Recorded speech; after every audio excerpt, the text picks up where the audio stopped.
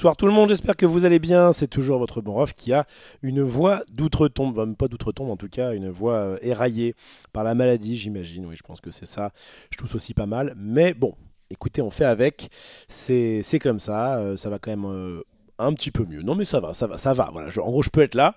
Je peux faire l'émission, juste c'est surtout à vous de tanker, enfin c'est à moi de tanker un peu de blabla, ce qui n'est pas non plus évident, mais c'est surtout à vous de tanker voilà, ma voix qui est peut-être un petit peu moins suave et claire que d'habitude. Bon, on fait tous avec. J'espère que vous allez bien. Petit stream du dimanche soir pour surtout revenir sur mon petit événement avant-première entre guillemets, parce qu'en fait le jeu est sorti, donc événement de sortie tout simplement une première, voilà, on va dire, sur l'Orcana en paquet scellé. Et intéressant de revenir sur ce qui s'est passé, là où j'étais, le lieu à compter pour cette fois-ci, c'est un peu particulier, je vous en parlerai. Et puis mes résultats, et puis ce que j'ai un peu pensé justement du format paquet scellé, est-ce que je vous le recommande ou pas, en tout cas sur l'Orcana. On est actuellement à la sortie du chapitre 6, on est le 17 novembre 2024, je dis ça pour ceux qui regarderaient ça sur YouTube dans 10 ans peut-être. Ma fille aura 17 ans. Salut à toi. Et bref, je dis ça pourquoi? Parce que donc c'est la sortie de ce 7.3 qui je trouve est très cool. Et donc on va faire ça dans une première partie. Parler un petit peu donc de ce qui s'est passé pour moi ce week-end. Mon petit tournoi, hein. Là j'ai pas mal enchaîné de gros événements. Là c'était vraiment très très chill, mais c'est bien aussi. Et après on va parler de la suite, parce que évidemment l'Orcana comme le 7.6 est sorti, et ben ça va être le moment où, c'est toujours genre très excitant comme moment, où eh bien on essaie de trouver un peu les meilleures cartes, le meilleur deck, etc. pour s'entraîner notamment en plus pour un gros truc qui arrive bientôt. Petite gorgée juste avant ce climax exceptionnel, qui est bien sûr le championnat d'Europe, qui aura donc lieu les 7 et 8 décembre à Disneyland Paris, et je serai là-bas pour vous caster tout ça. Et donc comme je caste cet énorme tournoi, et bien plus j'acquiers d'expérience dans l'Orcana, ça va à peu près, mais en tout cas dans le nouveau format, mieux c'est, évidemment. Donc je vais m'intéresser énormément, et en plus pour préparer ça, et bien du coup je vais faire au moins un, mais en fait je pense que je vais faire au moins deux événements, à savoir le week-end qui arrive là, donc le dimanche, je sais pas s'il reste des places, ce sera au Vésinet, et il y aura donc un tournoi à 128 joueurs, pas très loin de Paris, c'est à l'ouest de Paris, où en plus il y a beaucoup de joueurs fortiches de l'Orcana qui seront là pour pouvoir tester et justement s'entraîner pour les championnats d'Europe, donc ça va être très intéressant. Et une semaine plus tard, dans la boutique dans laquelle j'étais ce week-end, enfin hier du coup, eh bien il y a aussi un tournoi, alors un peu moins, je crois qu'il y a 64 joueurs, mais c'est déjà pas mal, et ce sera donc à une semaine de la sortie. Donc voilà, je vais être vraiment dans un tunnel un peu lorcanien. Désolé à ceux qui me suivent pour peut-être autre chose. Voilà, on va pas mal parler de l'Orcana, au moins jusqu'au championnat d'Europe. Après ça va se décanter un petit peu, mais c'est vrai que bon, là c'est le gros événement de l'année. En plus, en parallèle, bon, Star Wars est sorti il y a pas longtemps, il y a eu un ban, donc ça pourrait être aussi intéressant d'y revenir, hein. Je ferai ça dès que possible.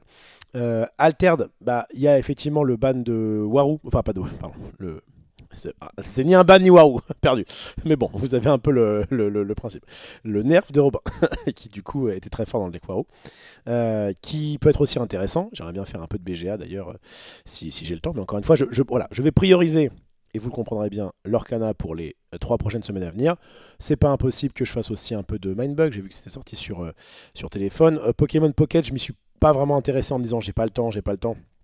Mais peut-être que je ferai un petit live dessus, enfin on va voir.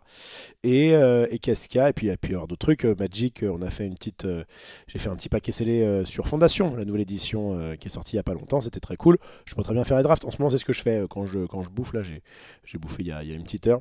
Je me suis lancé un petit draft sur Fondation, et ça me régale. Mais c'est vrai que voilà, en vidéo, je vais essayer de me focus là-dessus. La question que je me pose actuellement, c'est comment je vais faire du contenu. Dans ce cas-là, du coup, on va surtout parler, donc je vous dis, de ce que j'ai fait ce week-end et de la nouvelle méta, parce qu'il y a déjà des tournois qui ont eu lieu, et donc on peut regarder un petit peu où est-ce que ça se profile.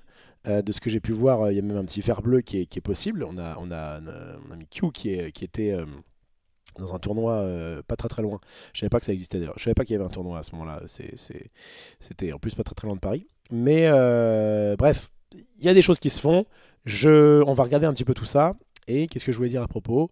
Non, voilà. Et donc voilà, je focus évidemment l'Orcana. Oui, c'est ça. Ma question c'était sur quoi je vais m'entraîner en live. Est-ce que ça va être sur l'Orcanito, qui est donc le jeu non officiel, mais en tout cas le successeur de Pixelborn. Mais il y a deux trucs qui sont un peu relous. C'est que, bah moi maintenant, je suis censé plutôt être un peu Disney friendly. C'est-à-dire que jusqu'au championnat d'Europe, j'ai pas spécialement envie de me mettre Disney à dos. Alors bon, en vrai, je pense que c'est plutôt le logiciel, enfin le logiciel, c'est même pas, c'est un navigateur internet qui pourrait être mis en cause. Moi, je pense pas qu'ils me font trop chier. Mais bon, vous voyez, ça donne une image un peu chelou. Et dans le logiciel en question, il y a le côté oui, s'il vous plaît, ne le streamez pas. Donc, c'est un peu touchy. Et l'autre solution que j'ai, à moins que vous en ayez. Ah, on peut peut-être faire un truc sur TTS, sur Tabletop Simulator. Je trouvais que c'était plutôt cool en vrai. Mais ça demandait du coup de jouer contre des gens qui avaient Tabletop Simulator, ce qui n'était pas forcément évident. Je sais pas s'ils ont mis. Ah, ça m'intéresse. Je sais pas s'ils ont fait la mise à jour du 7.6 sur Tabletop Simulator, mais ça avait au moins l'intérêt du coup, de faire un truc qui était, j'allais dire légal. Ouais, c'est zone grise quoi. Mais en tout cas, qui je crois n'a pas eu. Disons que c'est pas aussi simple que l'Orcanito, donc peut-être que c'est moins mis en avant. Je sais pas trop. J'ai l'impression que c'est plus ok. Bon, dites-moi ce que vous en pensez si vous avez un avis là-dessus. Donc voilà, peut-être faire un peu de Tabletop Simulator avec des gens qui ont donc le logiciel, parce que le problème c'est que de Tabletop Simulator, c'est que c'est payant. Même si c'est pas très très cher, il y a quand même un paywall qui évidemment écrème beaucoup de gens. Donc est-ce que l'Orcanito, est-ce que TTS, ou est-ce que le remote? Le remote, je me suis acheté un pied de caméra un peu exprès. Le problème c'est qu'en fait, ça demande un setup qui est beaucoup plus contraignant. Il faut que je déplace cette cam là, mon PC, machin. J'ai un PC portable moi, donc là il y a le clavier qui est du coup ici, donc c'est un peu le bazar. Ensuite du coup il faut que je demande à quelqu'un qui est une bonne caméra et éventuellement du son. Enfin, c'est un peu une usine à gaz quoi. C'est un peu une usine à gaz, donc je sais que Boba notamment le fait assez régulièrement et grand bien lui fasse.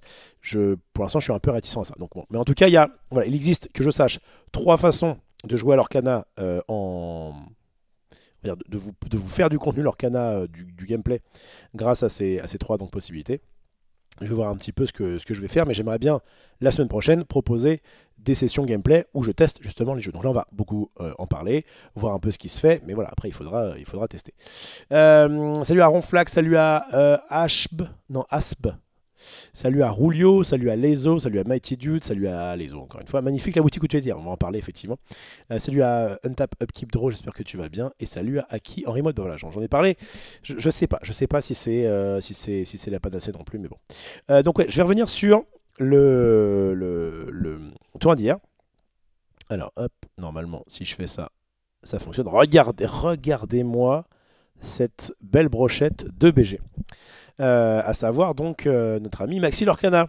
Maxi Lorcana qui en fait m'avait envoyé, donc c'était un gars que on a connu, c'était à Vernon, ça devait être en mars ou avril dernier. C'était mars je crois, c'était mi-mars, donc oui ça remonte. Et en fait il faisait un petit peu de cast sur Lorcana. Et donc bah, moi je castais pas à ce moment-là, je jouais, mais je sais qu'il a un peu participé au cast. Avec Jour du Dimanche quoi. Avec il y avait Adi, il y avait Max, et puis après il y avait un peu toute la bande qui jouait, Petit Quick, Marie Grandjeu, Victoire, etc. Bon, donc voilà, donc moi je jouais mais bon contact et tout ça, c'était cool. Et il me dit il y a pas si longtemps, on se croisait comme ça de temps en temps, c'est un bon joueur. J'ai pas eu l'occasion de jouer contre lui, mais je sais qu'il a fait des plutôt bonnes performances. Et en plus de casser, donc il fait de temps en temps du jeu quoi. Et là il m'envoie un message, oui je crois qu'il me tag sur Twitter en disant on fait une AP, donc c'est pas une AP, enfin un événement de sortie quoi, sur l'Orcana pour le 7.6, est-ce que ça t'intéresse, machin tout ça. Je dis bah ok vas-y pourquoi pas. Et en plus c'est vrai qu'on m'avait déjà un petit peu parlé. Déjà il avait essayé de m'inviter sur pour le coup c'est une vraie avant-première de Star Wars 7.3. Et en fait, j'étais un peu en mode, je suis pas forcément certain de venir parce que c'était pas pratique. Je crois que j'avais autre chose à ce moment-là. Et en plus, lui de toute façon m'a dit non mais laisse tomber, il y a pas assez de monde, on va cancel. Bon, très bien. Et donc là sur l'Orcana, il y avait un peu plus de monde, pas énormément, et pour la bonne raison qu'en fait la boutique elle a 1 mois. Donc forcément il faut le temps de créer une communauté qui va venir régulièrement, etc. au tournoi. Donc je suis venu, et quelle ne fut pas ma surprise de voir une boutique de jeux en plein cœur de Paris, vraiment 2e arrondissement, hein, on peut difficilement faire plus au centre, qui en plus était sur la ligne 3, c'est la station à Remur-Sébastopol, donc c'est pour moi c'est très bien, puisque du coup je prends la ligne 3 depuis Levallois. Hop, je me pose dans le métro, j'arrive, c'est à, je crois, 2 minutes du métro, allez, 2-3 minutes, et je vois, alors pour l'instant il n'y a pas encore de devanture, donc je suis un peu passé devant, ah mince, putain, c'est là. Et c'est vrai que quand on rentre à l'intérieur, je vais montrer d'autres photos que j'ai prises. Voilà, quand on rentre à l'intérieur, c'est vraiment classe. C'est vraiment classe, tu sens que c'est propre, quoi, c'est bien mis en avant, c'est bien éclairé, c'est franchement nickel. Et donc, comme vous pouvez le voir sur cette image, merci beaucoup à Team Crampy pour le sub, et j'embrasse Link Pretender qui était là, et on va te voir. On va voir Link qui était présent à ce petit événement. Et donc, quelle ne fut pas ma surprise de découvrir une boutique qui en fait est concentrée sur les TCG. Alors évidemment, il y a des peluches, bon, évidemment. Qui dit TCG dit la partie collection, parce que c'est quand même ça, je pense, qui va rapporter notamment pas mal.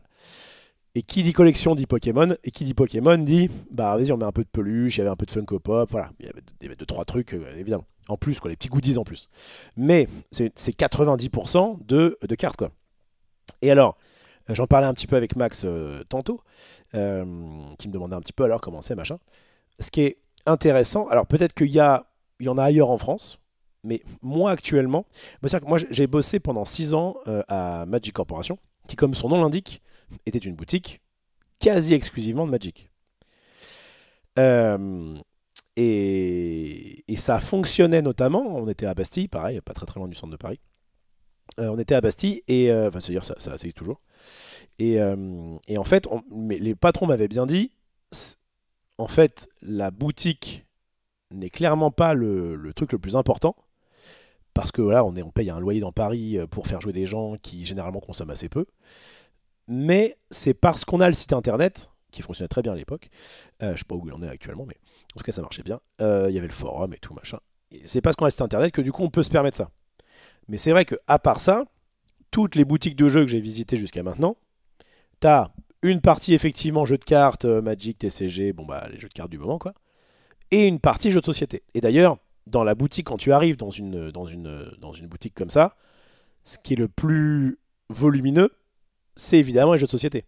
Parce qu'une carte face à un jeu de société, même un booster, même un display par rapport à la plupart des jeux de société, c'est quand même bien plus petit. Et donc c'est vrai que là, le fait de ne pas avoir ou quasiment pas de jeux de société permet d'avoir une boutique qui, en fait, la partie vente, elle est relativement petite. Vous voyez, c'est ça. Et de l'autre côté, c'est après pareil. Donc ça fait, je sais pas, 5 mètres sur 5, j'en sais rien. Je piffe un peu, peut-être 6 mètres sur 6. Bon. Vous voyez. Donc ça fait un espace qui est accueillant et tout, avec un petit îlot central, là, avec différents trucs. Mais qui est quasi exclusivement, donc, focus sur le TCG, sur les jeux de cartes. On peut peut-être dire jeux de cartes. Et donc ça c'est cool parce que enfin c'est cool, moi j'aime bien le jeu de société, mais pour moi ça a toujours été secondaire par rapport aux jeux de cartes. Même si j'ai fait en plateau, que j'ai kiffé, que je fais toujours les jours du dimanche et que les émissions de jeux de société j'aime bien, j'ai toujours considéré les TCG comme étant, en tout cas qui moi avait un modèle qui me plaisait plus que les jeux de société, où en gros bah tu vas surtout jouer pour t'amuser et pas forcément dans un esprit de compétition. Et très souvent, un jeu de société, tu vas le jouer une fois, 2 fois, 3 fois, peut-être 10 fois. Le nombre de parties qu'on peut faire en TCG, même en n'y jouant pas énormément, je sais pas, j'ai dû faire, alors ça dans ma vie, peut-être 20-25 games d'alterne, en comptant les tournois que j'ai faits. Et ouais, peut-être un peu plus, du coup, peut-être une trentaine. Et j'ai jamais fait 30 parties du même jeu de société. Donc, il y a vraiment ce côté où tu sais que tu sélectionnes un ou plusieurs TCG, mais pas non plus énormément, et après tu bouffes, et c'est le jeu qui te donne à manger régulièrement, en sortant des nouvelles cartes, en faisant des tournois, etc., etc. Bref. Donc, là, c'est vrai que revenir dans un endroit où il y avait que du jeu de cartes, bah, ce qui était un peu cool, c'est que si jamais ça avait été une proposition de jeu de société, parce que vous pouvez me dire, bah oui, mais du coup, ça enlève quelque chose. On peut très bien faire ça, plus jeu de société. Bah non, parce qu'en fait, s'il y avait eu du jeu de société, ça veut dire que les cartes auraient été plus condensées, ou peut-être que la partie jeu, la partie tournoi, organisation, aurait été plus petite. Et d'ailleurs, je crois que c'est à... Je crois me rappeler qu'à... Play-in Annecy, ils ont complètement arrêté la partie jeu. Ils ont arrêté la partie jeu organisée pour foutre, pour foutre un maximum de jeux de société. Encore une fois, c'est un modèle économique qui peut totalement se concevoir. C'est une logique qui peut aussi se concevoir, mais je trouve ça dommage en tant que, avant tout, joueur, d'arriver dans une boutique, il y a des jeux partout, mais on peut pas jouer. Donc voilà. Et donc là, c'est un peu l'inverse. C'est-à-dire que tu arrives dans finalement, une salle de jeu qui est aussi une boutique. Alors, chacun le prend comme il veut. Il y a des gens qui vont être là que pour l'aspect collection, par exemple, et qui vont pas spécialement se poser pour jouer, évidemment. Mais c'est vrai que, du coup, derrière ça, alors je crois que je te sais juste après, voilà, on a un bar, dans la soirée, ça fait un peu une sorte de cantina, un petit peu. Je me serais cru, vous savez quoi? Je me serais cru un petit peu dans KOTOR, ceux qui ont connu le RPG de Star Wars sur PlayStation. Non, c'était sur Xbox 1 à l'époque. Ouais. Pas la One, hein, la première, quoi, Xbox. J'avais poncé ce jeu, j'avais adoré. Et ce côté un peu futuristo, clean, je sais pas comment dire, ça fait propre. Ça fait un peu futuriste sans non plus en faire des caisses. C'est pas genre du rétro-futurisme. Non, c'est juste, voilà, c'est clean et tout. T'as des écrans pour te montrer un petit peu les différentes boissons et compagnie. T'as même des écrans dans la salle. Donc ça, c'est la... Et t'as une personne qui en plus est dédiée au bar. Donc ça va être vraiment cool, surtout en soirée. Et voilà, et donc ça, c'est la salle. Alors, bon, là, en plus, elle paraît un peu plus petite parce que justement, il n'y a pas la partie à droite. Mais en plus de ça, ils vont a priori faire deux petites salles de plus au sous-sol. Mais ça, a priori, ça peut contenir 64 joueurs. Et en plus, la partie là à droite, là, que vous voyez ici, cette espèce de table un peu particulière, elle est censée, m'a dit Maxi, avoir dans les jours à venir, j'imagine, enfin, ou en tout cas très bientôt, ce sera une table télé, une table filmée. Et donc, bah, peut-être retransmis sur Twitch, peut-être, ou en tout cas, ou dans des écrans à côté. Enfin, il y a vraiment ce projet de, j'ai envie d'appeler ça une boutique TCG 2.0, une boutique de cartes 2.0. Parce que TCG, c'est Trading Card Game. Dans le TCG, il y a vraiment surtout l'option, je sais pas, Magic, Lorcana, machin. Là, il y avait aussi d'autres trucs. Il y avait aussi du Naruto, il y avait aussi des jeux auxquels moi je ne joue pas parce que c'est pas vraiment des jeux à jouer, mais plutôt des jeux à collectionner. Donc voilà, parlons jeux de cartes. Mais bref, j'avais l'impression d'entrer dans une nouvelle boutique de jeux de cartes, en retirant l'aspect jeu de société et du coup en permettant d'avoir plus d'espace pour pouvoir mettre en avant les cartes et pour pouvoir jouer, tout simplement. Et pardon, mais c'est précisément ce qui me plaît. C'est-à-dire que vraiment, je me sentais chez WAM, quoi. Et donc voilà, je vais sûrement y aller dans 2 semaines. Donc je vous dis, il y a un tournoi, je crois que c'est dimanche 30. Enfin, je vérifie. Il y a un tournoi dans 2 semaines. Et je vais sûrement y aller parce que franchement c'est très agréable. C'est vraiment, je m'y sentais bien. Il y a des chaises confortables. Vous avez vu, on se marche pas dessus. Alors pour ceux qui pensent que je fais de la pub pour la boutique, alors oui, mais contre rien. C'est-à-dire que moi il m'a invité à ce tournoi-là. Juste je faisais par acquis de conscience, hein, j'ai fait une petite story, etc., machin, tout ça, et j'en ai parlé un petit peu sur les réseaux, mais j'étais tenu à rien. C'était juste, viens voir, ok, je te paye la paix, et puis tu viens voir. Et tacitement, il y avait ce côté, bah, si tu peux en parler derrière, c'est cool. Mais le fait, par exemple, que j'avais déjà fait la pub en amont, ça aurait largement suffi. Et d'ailleurs, si la boutique n'avait pas été nouvelle et cool, je n'aurais pas forcément parlé. J'aurais fait, bah, on a fait un tournoi, c'était cool. Voilà. Je vous parle de ça parce que c'est une vue d'ensemble que à la fois j'aimerais bien. Ce genre de boutique, ce serait trop cool si ça existait plus et ailleurs, mais je ne sais pas si le modèle économique est viable. C'est-à-dire qu'on a pas mal réfléchi un peu avec Max. Le fait est que ces boutiques-là qui donc ne vont pas proposer de jeux de société, mais plutôt s'orienter sur les jeux de cartes, et en gros il y aura toujours la partie TCG mais bien mise en avant, mais à côté de ça il y aura la partie qui a assez peu dans les boutiques de société, encore que de plus en plus. Quand j'étais allé à Geek Factory pour l'OP de Assassin's Creed Cross Magic, j'avais découvert une boutique où il y avait à la fois un peu de jeu de sauce, à la fois des goodies, vous savez, des petites des peluches, mais des goodies pop culture, quoi. Donc des Funko Pop, des statues, enfin des figurines, voilà. Et tout ça, c'est une partie qui, pareil, c'est pas forcément le truc qui m'intéresse le plus, et en plus ça prend de la place justement. Et il y avait aussi des cartes au mur. Alors, je les ai pas là, c'est con, j'ai pris d'autres photos, mais c'est sur mon téléphone, ça va être un peu relou de vous montrer. Mais bref, c'est des murs où il y a plein de cartes gradées ou pas, mais en tout cas avec un prix, et où du coup tu peux te dire, ah bah tiens, c'est cool, je peux acheter ci, je peux acheter ça. Donc, ils ont remplacé un petit peu dans une boutique, on va dire classique, où selon moi il y avait des jeux de société et un peu de TCG. Ils ont remplacé les jeux de société par de la collection, voilà, de la collection de cartes. Et en vrai, je pense que c'est pas mal. En tout cas, je pense que la frontière est plus poreuse, encore que. Encore que eux, ils ne jouent pas. Mais après, si. En fait, il peut y avoir des collectionneurs qui jouent, ça c'est clair. Moi, je suis pas du tout, c'est pas du tout mon cas.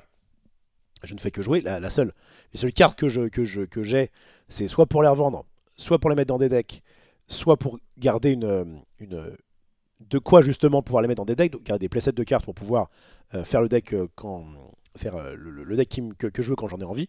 Mais l'aspect de dire je garde telle carte parce qu'elle me fait kiffer, parce qu'elle est rare, parce que j'en sais rien, pour spéculer, ça m'intéresse pas du tout.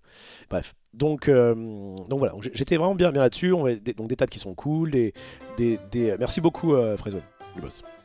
Je vais lire après vos messages évidemment.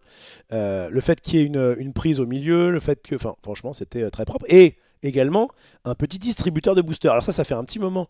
Je me rappelle quand j'étais dans pas à Magic Corp, mais c'est quand j'étais après à Play-in, qui à l'époque s'appelait Magic Bazaar. J'avais déjà eu un peu enfin, on s'était posé un peu la question, est-ce qu'on investirait pas dans une sorte de distributeur, sauf que te foutent des canettes dedans ou des Kit Kat, et ben ça te met des boosters. Et en fait, ça c'est un truc qui vient du Japon. Alors je sais pas le truc en lui-même, hein, mais en tout cas dans les boutiques japonaises, c'est assez connu que tu vas avoir des sortes de petits distributeurs comme ça. C'est une petite feature en plus, c'est-à-dire que en vrai, le mieux c'est d'acheter le booster directement au comptoir. Mais c'est vrai que soit si le comptoir il est plein, soit si jamais juste tu veux te faire ton petit kiff de vas-y, je mets une petite pièce, peut-être que j'aurai plus de chance là-dessus. Enfin, vous voyez à quel point les collectionneurs en plus peuvent être un petit peu superstitieux. Et donc voilà, en tout cas ça ajoute un petit plus. Voilà. Ça ajoute un petit plus et je trouve ça vraiment cool. Donc c'était bien de mettre un peu l'accent là-dessus parce qu'en vrai c'était. Alors non, il y a aussi tout l'aspect Lorcana dont je vais vous parler, mais c'était un des trucs qui m'a fait dire, ah tiens, ça c'était vraiment particulier et je veux voir ça. Donc je ne sais pas si ce modèle économique est viable. Peut-être qu'il faut une structure derrière qui, par exemple, je trouve que c'est bien en termes d'image. Euh, Clairement, le fait de dire ah je vais chez machin, moi, à l'époque Magic Corp, j'avais organisé, je crois que on était à peu près entre 20 et 25 tournois par semaine. Les après-midi, les soirs, il y avait quasiment, il y avait des tournois. Alors ça pouvait être des tournois de 6-8 joueurs, hein, mais en tout cas, j'en faisais énormément. Et en fait, quand je suis après parti de Magic Corp, des gens me disaient ah bah non, j'ai plus à Magic Corp, il y a beaucoup moins de tournois. Donc je sais que les compétiteurs comme moi sont pas forcément ceux qui achètent le plus, ça c'est vrai, parce que généralement il y a un peu ce côté, bah, une carte est une carte, que je l'achète dans une boutique locale ou que j'achète sur internet à Card Market, c'est la même carte, j'ai pas d'affect particulier sur la carte, je m'en fous, j'ai juste la carte. Donc je vais évidemment, et comme en plus on est des gens qui aiment pour la plupart des compétiteurs optimiser les choses et faire en sorte de pas gaspiller, de pas gâcher, bref, bah, on n'a pas forcément quand on va là-bas, la plupart des gros compétiteurs, ils consomment quasiment pas. Ils achètent leur carte ailleurs, s'ils achètent leur carte, s'ils ne les font pas prêter. Vous voyez, il y a ce côté un peu optimisation de dire bah, je vais essayer de par ma passion, qui va me demander du temps, ça me demande du temps de tester, de machin, et ben au moins compenser sur l'argent le fait de pas forcément acheter même des boosters, de me faire prêter des cartes, de jouer, de récupérer les lots des tournois et de me barrer avec. Donc il peut y avoir ce côté un petit peu ingrat, on va dire, de la part des joueurs. Ce que je peux comprendre, mais il faut aussi comprendre le côté joueur qui est de dire bah mais moi je viens pour jouer, je viens pas spécialement pour je sais pas, payer un coca à 5 balles, j'ai une connerie, mais et c'est vrai que de plus en plus maintenant, de ce que j'ai pu voilà, ça sort un peu de mes fesses, mais de ce que j'ai pu voir, le public attendu, notamment je vois à Play-in par exemple, c'est plus des gens qui ne sont pas compétiteurs et qui sont soit des amateurs de jeux de société, soit des amateurs de commandeurs multi, qui viennent surtout pour passer un bon moment et qui vont se dire ah tiens je vais prendre aussi un petit truc, un petit machin, puis repartir avec quelque chose. Et ils sont un peu plus consommateurs, enfin, ils sont moins regardants parce que ils viennent pas là forcément pour dire je viens pour essayer de gagner quelque chose et pour repartir avec un gain qui est un peu supérieur à ce que j'ai dépensé. Comme sur un tournoi par exemple où je vais payer, je sais pas, 5, 10 balles, 20 balles, ça va dépendre du tournoi. Et je vais repartir avec un peu mieux. Et je me dirais, bah, c'est cool, je suis reparti avec un petit peu mieux. Donc même si évidemment c'est pas l'aspect principal, ça compte beaucoup. Et ensuite il y a le jeu.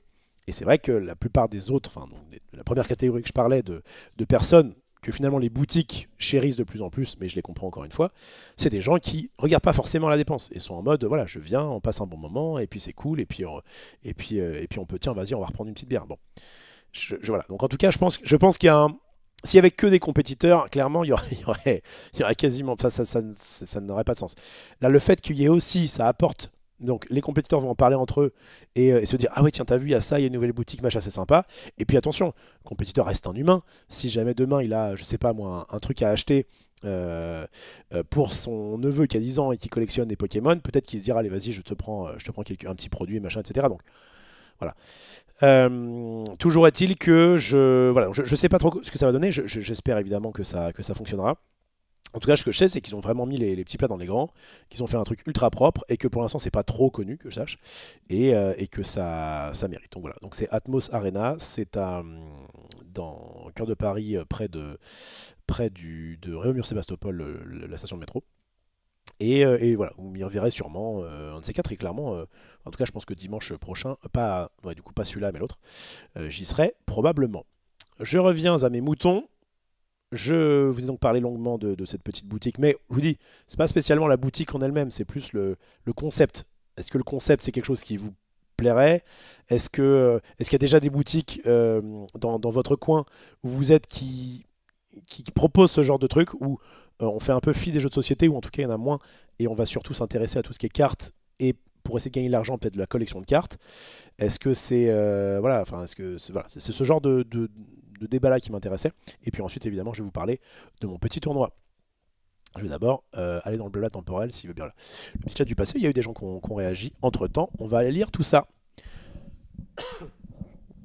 Alors, trouver du monde qui a un bon setup remote, un bon niveau et est dispo, c'est pas compliqué.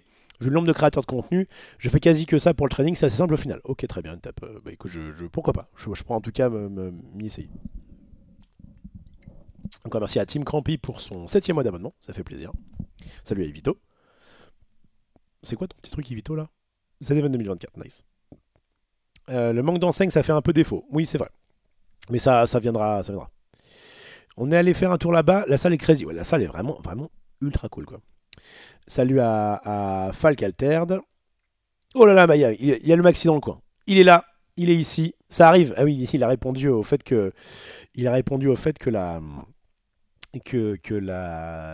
devanture, pour l'instant, c'est un mur blanc, quoi.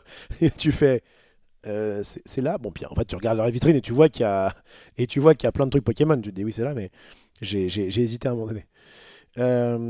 C'est clair que Magicorp, les gens achetaient peu. Ouais, bah, bien sûr, bien sûr. C'est un endroit. Encore une fois, je ne vais pas refaire ma démonstration, mais le fait d'être à la base, je pense, des compétiteurs ou des joueurs, voilà, tu fais attention, à tes ressources, c'est ça en fait. C'est un peu ce côté, c'est un peu ce côté-là. Enfin, moi, je le ressens un peu comme ça. Et donc, bah, moi, à la limite, ce que je fais. Souvent, là, je ne l'ai pas fait parce qu'en plus, le tournoi c'est fini assez vite. Mais souvent, je vais quand même payer ma petite friandise mais je bois pas autre chose que de l'eau, enfin, ou très rarement. Donc, je vais acheter un petit, je sais pas, un petit sneakers, un petit truc sur place, histoire de dire je participe un peu. Mais dans tout cas, quand tu auras, si c'est un tournoi sur toute la journée et qui vendent, je sais pas, des sandwichs, des machins, souvent je fais ça quand je vais dans un gros tournoi, et si jamais c'est pas trop relou, j'essaie d'aller à la buvette pour reprendre même si c'est un peu plus cher, c'est pas grave. J'aime j'ai vraiment à cœur en tant que joueur de push un maximum les organisateurs pour que justement on puisse avoir ce genre d'endroit ou ce genre de tournoi, etc. Parce qu'en réalité, je sais que le modèle économique est très fragile. Et par exemple, quand j'entends que l'or canadais du coup s'arrête, même si tout n'était pas forcément parfait, même s'il y a eu des. Je me dis c'est dommage parce que c'était des gens qui justement se butaient pour faire des événements. Et je sais que moi, en tant que joueur, je ne vais pas forcément leur apporter autant que ce qu'ils ont dépensé. Mais ils peuvent récupérer sur des gens qui ne sont pas forcément compétiteurs ou sur d'autres compétiteurs qui peut-être sont plus enclins à la dépense. Moi, c'est vrai qu'en plus, en tant que minimaliste, je ne vais pas repartir avec une peluche Pokémon. C'est pas possible. Mais même pour ma fille, je préfère lui filer des cartes, au moins ça lui sert. Bref. C'est clair, donc ça c'est bon. C'est quoi le nom de la boutique? Donc Atmos Arena, ça c'est good, ça a été dit. C'est à 10 minutes de Châtelet, ouais, c'est vraiment à côté du centre de Paris, hein. Donc c'est bon, ça a été dit. Quand tu vois les courbes de croissance du jeu de société pur et du JCE, je pense que ce type de boutique a de beaux jours devant elle. En fait, moi, la question que je me pose, c'est est-ce que en retirant le jeu de société, tu arrives à une équation qui est quand même OK? Moi, je pense que en retirant le jeu de société, alors peut-être que dans l'idéal, il faudrait mettre les jeux de société ceux qui marchent le mieux, je me dis. Pas forcément se couper de ce public qui viendra, je pense qu'à Noël, quelqu'un va arriver en demandant du Monopoly ou des choses comme ça, quoi. C'est très réducteur ce que je dis, mais ou au moins un Seven Wonders. Je me dis, moi, si je devais faire en tout cas ce genre de boutique, je pense que j'aurais pas un rayon de jeux de société si je devais faire moi tout seul, hein. Je dis pas si je m'acoquine avec Marie Grandjeu, bon bah là, elle fera sa partie jeu de société et c'est bon. Mais si jamais je devais tout seul gérer ce genre de truc, je pense que je prendrais que les jeux auxquels j'ai joué ou en tout cas qui sont vraiment les best-sellers, quoi, pour avoir quand même cette partie-là. Mais effectivement, je me concentrerai vachement sur le côté TCG. Et l'avantage, à la fois, ça peut être une perte sèche, pardon, de ne pas proposer certains jeux. Le mec arrive, ah bah tiens, vous avez ce truc-là, bah non, je l'ai pas, parce qu'on vend pas énormément de jeux, quoi. Ok, bah tant pis, je vais le voir ailleurs. Bon. Et à la fois, euh, ça te fait gagner énormément de stock. Enfin, je le répète, hein, chaque mètre carré vaut de l'argent, d'autant plus à Paris. Et le fait de faire des jeux de société, moi je vois Play-in. Play-in BNF, c'est sur deux étages. L'étage du bas, qui est un peu plus, qui est quand même moins grand que l'étage du haut. Mais l'étage du bas est full jeu de société. Enfin, c'est vraiment, c'est jeu de société land. T'as quand même la partie un peu TCG, t'en as quand même un petit peu. Et après, tout le reste, c'est à l'étage. Et à l'étage, t'as une grande salle de jeu et une partie TCG. Ce qui est bien, hein, ouais, de toute façon, Play-in BNF est très bien. Mais là, vraiment, j'ai eu ce côté où, ah ouais, tiens, j'ai l'impression qu'en tout cas, sur certains points, il y a eu un petit gap en plus. Sur la partie bar, je trouvais ça cool.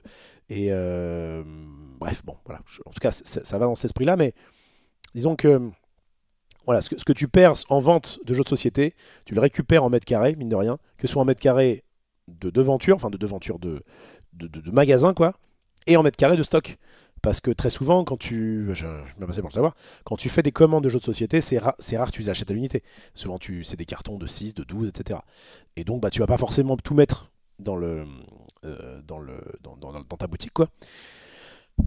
Et donc, tu as un souci de stock, il faut faire des allers-retours entre le stock et les machins. Bon, c'est un mix entre le magasin de jouets et le magasin de jeux de cartes, quoi. Donc voilà. Pour avoir fait, en plus j'ai travaillé aussi dans un magasin de jouets, donc j'ai bourlingué. J'ai travaillé pendant 3 mois dans un des plus gros magasins de jouets d'Europe, qui était à Val d'Europe justement, qui était le magasin de jouets de la grande récré du centre commercial qui est à côté de Disney. Et j'ai travaillé en plus au moment de Noël, donc j'ai vraiment bien pu voir. Certes, le magasin était très impressionnant, le stock c'était délirant. Enfin, alors c'est peut-être pas autant, mais c'est peut-être pas loin d'être à peu près équivalent, quoi, je pense, en vrai. Ouais, c'était sur plusieurs étages et tout, ouais, vraiment, c'était vraiment un gros truc. Et donc voilà, le mix, un petit peu la moyenne boutique, c'est bah, des jeux de société, un petit peu de jeux de cartes, etc. Mais dans ce cas-là, tu cut le jeu organisé, et moi, c'est le truc qui m'intéresse le plus. Voilà pourquoi je dis ça. Donc ouais, alors quand tu vois les comptes de croissance du jeu de société pur et dur et du JCE, je pense que ce type de boutique a de beaux jours devant elle. Est-ce que tu voulais dire que... Ah, attends, justement, je vais lire ce que tu disais après. Quand tu te dis que si tu enlèves le JCE des chiffres, le marché du jeu de société est en baisse de 20%, c'est incroyable. Ok. Donc on est d'accord que... Je ne voyais pas trop où tu allais, mais je crois que je l'ai compris. En gros, le jeu de société, ça a été un marché porteur, ça a été vraiment un marché en flèche, notamment au moment du Covid. Et en fait, après le Covid, du coup, les gens ont commencé, enfin les éditeurs ont commencé à beaucoup à inonder le marché parce qu'il y avait vraiment une grosse demande au moment du Covid. Et c'est vrai que là, ça a tendance à rebaisser un petit peu. Ça reste bien, hein, ça reste bien, mais c'est vrai que c'est plus Eldorado. Et en parallèle, mine de rien, les jeux de cartes, ça reprend. En fait, alors que ça paraît être des milieux un peu similaires, ludiques, quoi. Et puis en plus, il y a des jeux de société où on joue avec des cartes. Il y a un peu ce côté où, je crois que pour faire vivre du TCG, il te faut des tournois. pendant le Covid, il n'y avait pas de tournoi. Enfin, il y avait des trucs en ligne qui étaient faits, mais voilà. Alors que par contre, bah, pour jouer aux jeux de société, tu peux être 2, 3, 4, 5, voilà, autour d'une table, chez toi, enfermé. Bon. Donc j'ai l'impression que la tendance effectivement s'inverse. Et moi, qui à la base était chez Magic Corp, je vous dis quasiment 98% c'était des Magic. Ensuite, j'ai fait Magic Bazar où il y avait quand je suis arrivé, ils commençaient déjà ils avaient employé quelqu'un qui déjà commençait à mettre vraiment le jeu de société un peu plus au goût du jour. Et donc voilà, et ça a monté jusqu'à un moment donné où je pense pas que le jeu de société était devant, mais en tout cas vraiment c'était une place énorme par rapport au jeu de cartes. Et là effectivement peut-être que les courbes sont en train de se réinverser et que bah, le jeu de société, en plus bon, le problème du jeu de société c'est que il y a un peu ce côté où quand on a suffisamment chez toi, limite tu pourrais t'arrêter d'en acheter et jouer avec les trucs que t'as quoi. T'as déjà pas assez le temps de jouer. Alors que le TCG, par le fait d'avoir à chaque fois des éditions différentes, des cartes différentes, des machins, t'as un peu ce côté, mais en fait ça s'arrêtera jamais. Alors tant mieux pour les passionnés que nous sommes. Moi j'adore le fait que Magic. On me disait souvent, enfin beaucoup de gens m'ont dit dans ma vie, ah tu devrais essayer les échecs, c'est génial. Je dis pas que c'est pas génial. Je dis juste que le manque de nouveaux produits, je pense, me ferait chier. Ça, plus le fait que bah, le jeu, du coup, il faut vraiment être enfin, plus t'es une tronche et mieux c'est. Bon, je vais pas rentrer trop dans le détail, mais en gros, ça m'a jamais trop attiré, quoi. Faut apprendre des patterns, faut lire des trucs, ça me casse les couilles. J'ai plutôt envie de jouer comme ça, un peu. Alors oui, évidemment, je lis aussi des trucs, je m'intéresse à ce qui se fait, machin, mais je suis beaucoup moins, j'ai beaucoup moins de discipline à avoir que si jamais je joue aux échecs. Bon, peu importe. Ce que je veux dire, c'est que ces jeux-là qui restent stables, même le poker, hein, c'est très bien. Ouais, un petit poker de temps en temps, je suis pas contre.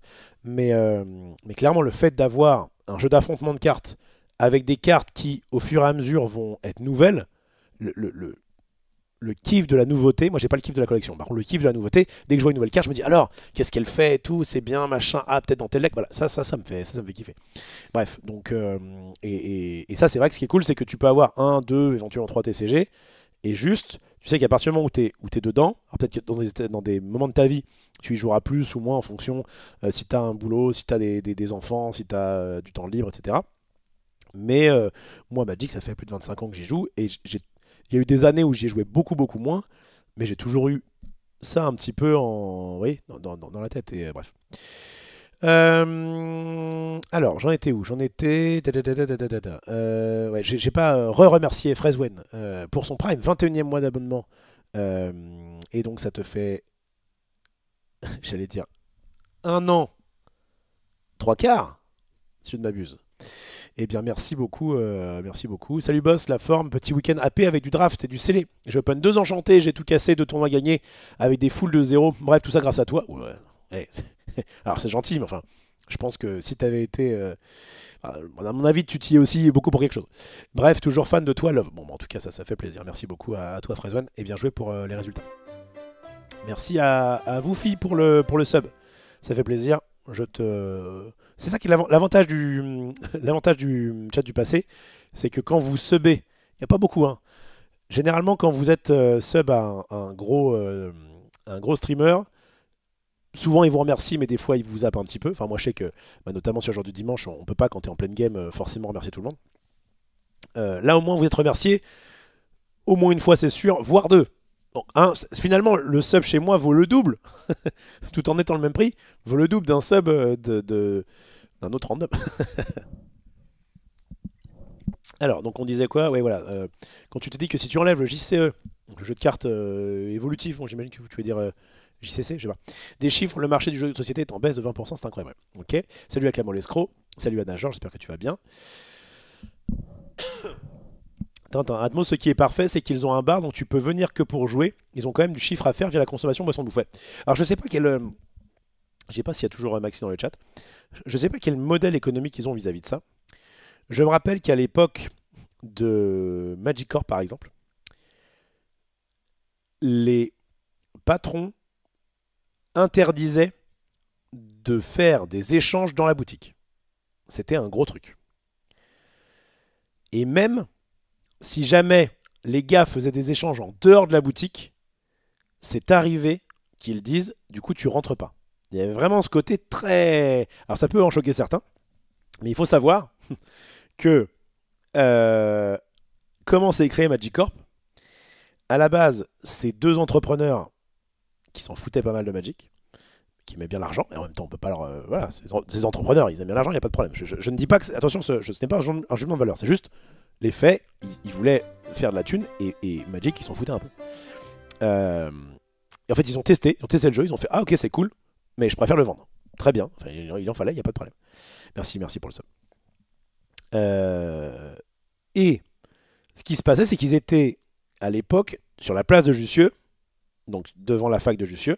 Il y avait une place à Paris où c'était là où les joueurs de Magic, parce qu'il y avait Love Cube qui était une petite boutique de jeux de rôle à la base, mais qui faisait aussi un peu de Magic. Il était juste à côté, mais une boutique qui était toute petite. Tu pouvais même mettre une table. Enfin, tu avais des petites étagères de jeux de rôle, des machins, mais de toute façon, eux, ils pouvaient pas faire grand chose, il n'y avait pas de place. Et donc, les mecs enfin de l'époque, là, je parle il y a 20 ans, hein, et ben ils se mettaient sur les bancs de la place de Jussieu et ils échangeaient des trucs. Et en fait, ce qui s'est passé, c'est qu'ils faisaient leur beurre comme ça marchait bien et tout, machin, pour certains.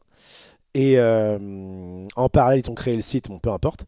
Et en fait, ce qui se passe, c'est que il y avait une société à l'époque qui avait aussi une boutique et qui était pas loin, qui était Parketch pour pas les nommer, et qui, a priori, aurait balancé la brigade de répression des fraudes, ou je ne sais plus quel truc un peu vénère, pour dire, mais en fait, ils nous font de la concurrence, parce que eux, il n'y a pas de TVA, il n'y a pas d'employés, il y a pas de... Enfin, c'était full du black, c'était que du black.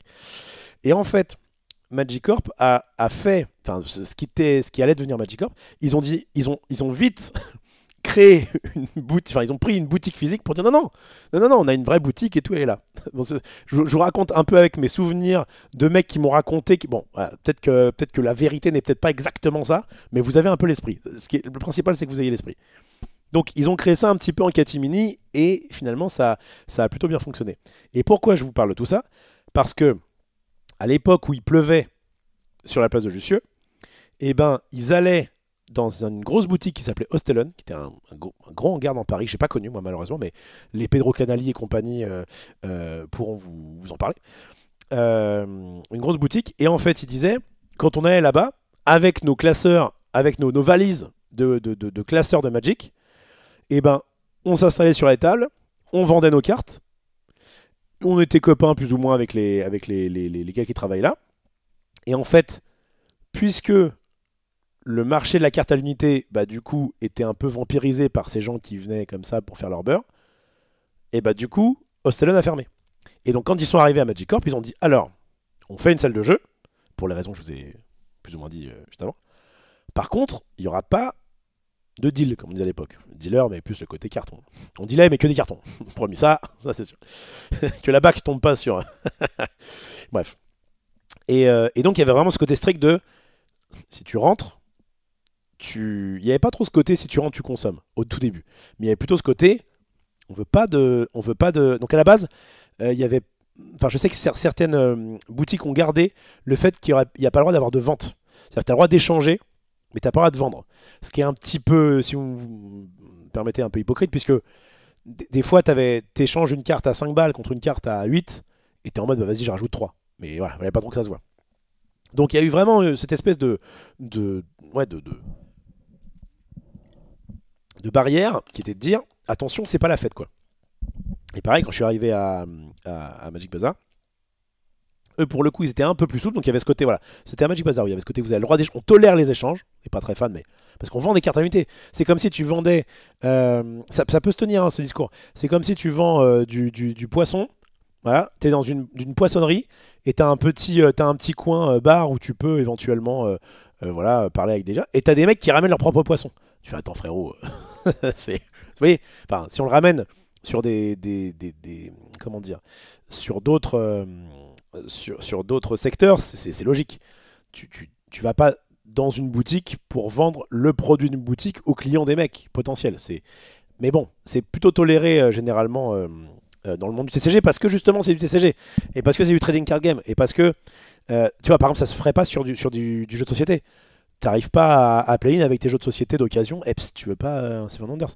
C'est parce que de base, dans le principe même du TCG, comme l'a conçu Garfield à l'époque, il y a ce côté, j'achète des cartes, t'achètes des cartes, enfin chacun en achète des paquets, et en fait, comme on n'est pas sûr de savoir ce qu'on va avoir et qu'on n'aura pas tout, bah, on s'échange des cartes pour avoir du coup ce qu'on veut. Le principe est cool. Mais c'est vrai que du coup, en termes d'économie, c'est un peu particulier. Bref, j'ai beaucoup parlé, je vais reprendre un petit peu mon cheminement. Donc voilà, donc à Atmos, ce qui est parfait, c'est qu'ils ont un bar. Donc tu peux venir que pour jouer, ils ont quand même du chiffre à faire via la consommation de boissons de bouffe. Ma question c'était, est-ce que il y a ce côté, vous devez quand même consommer? Est-ce que c'est toléré? Est-ce que c'est encadré? Je sais par exemple qu'à Play-in, pendant un moment, c'était bah, si tu fais un tournoi, tu peux venir comme ça.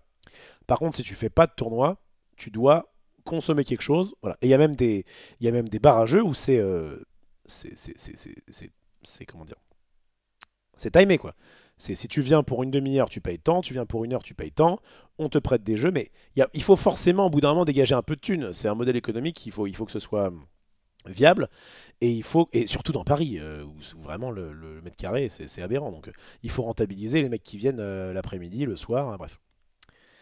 Créer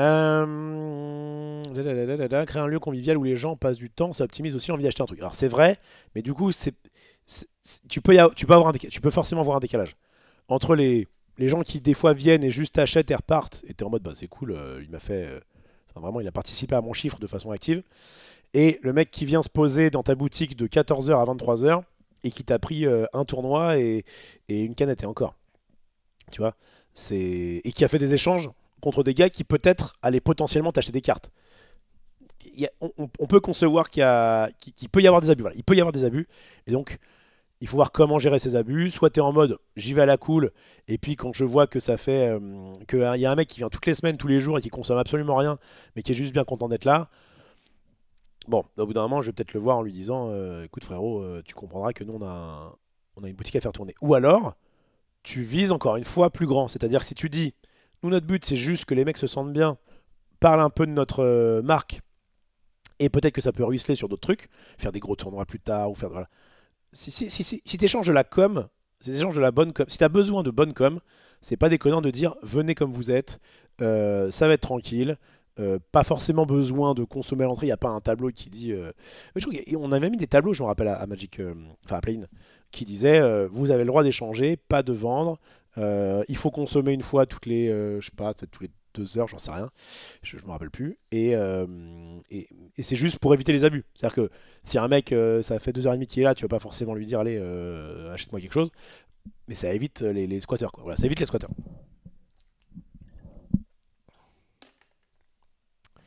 Juste du mal avec le côté futuriste propre, je suis trop attaché au côté fantasy qui a que des gobelins. Bah moi je préfère clairement que le côté futuriste propre. J'aime bien le côté futuriste propre. Je crois que c'est le truc qui me sied le plus. Parce qu'il y a ce côté un peu minimaliste, plutôt que le côté fantasy, caverne de gobelins avec des accessoires partout, des machins. C'est peut-être pour ça que je me suis senti aussi bien. C'est que je pense que si j'avais voulu. Les tables, il n'y a rien dessus. C'est clean. La boutique était clean. Il n'y avait pas trop de superflu. Ouais. Il y avait pas il y a des écrans au mur avec une ambiance et tout très sympa. J'imagine tu peux changer en fonction du mood quoi, du tournoi. Il y avait une petite musique de fond. Alors au départ c'était un peu chiant parce que c'était une musique avec paroles pour se concentrer pour les cartes, c'est pas évident. Et puis alors je sais pas si c'est naturellement ou pas, mais c'est passé après en musique où t'as pas de paroles, un peu plus basse, où juste ça te fait une petite musique d'ambiance pour éviter les gros silences quoi. Et ça c'était parfait pour moi. Mais ouais vraiment j'ai pas encore trop bien vu et je suis juste venu une après, mais et voilà. Mais ça ressemblait beaucoup à la boutique que j'aurais pu créer si j'avais eu Thune Infinie et que j'avais voulu faire une boutique quoi. Salut à Ragrif. Les boutiques les plus spécialisées chez moi, c'est des Cultura et Smith Toys, ouais. Bah ça s'est aussi fait de ce côté-là. Ouais, bah, quand justement je travaillais à la Grande Récré, on avait une sorte de grand espace devant, avec plusieurs petites boutiques, machin. Et il y avait un mec qui était responsable de l'animation et qui faisait de temps en temps des petits tournois de cartes, mais c'était genre du Pokémon, c'était pas un gros truc, quoi. Mais effectivement, et il y avait un gars qui travaille, je crois qu'il travaille encore à Wizard of the Coast, qui à l'époque était le gérant d'un Micromania, gérant ou employé un peu plus quoi, et qui lui avait démocratisé un petit peu Magic en proposant des sessions tournois ou des choses comme ça. Donc il y a un- il y a des choses à faire dans les deux sens quoi. Mais évidemment j'aime encore plus quand à l'entrée c'est affiché que bonjour, vous êtes sur un tournoi, vous êtes sur une salle de jeu de cartes et on va faire des événements quoi. Salut Wof. Tu gardes Loup-Garou, c'est Wonders, exactement. Joue à TCG, Card Shop Simulator, voir si ça marche. Ouais, j'ai pas le temps de ça. Je sais que Xari m'avait dit, ouais, ce serait bien que tu y joues et tout. En plus, c'était un peu hype il y a quoi, il y a 2 mois. Mais j'ai pas le temps. Tu crois que s'ils ont des déos pour vaporiser les purs. Bah, en vrai, là, j'ai trouvé que que ça sentait pas mauvais parce que c'était notamment assez aéré. Enfin, je sais pas comment dire, ça faisait pas renfermer, quoi. Et bon, après, on n'était pas beaucoup. Ça joue. Quand on sera 64 et que ça fera 6 heures qu'on joue, on en reparlera. Mais effectivement, la grande raquette Val-Europe a fermé en plus. Oui, tout à fait. Bah après mon départ, ils ont dû fermer. Euh, Salut, ouais, merci encore à vous filles pour le sub, 10e mois, magnifique. Merci BG. Potard Toys. Laura fait la refélite, c'est une info de chat, l'histoire de un display acheté, un Bucky reprint offert en boutique. Alors,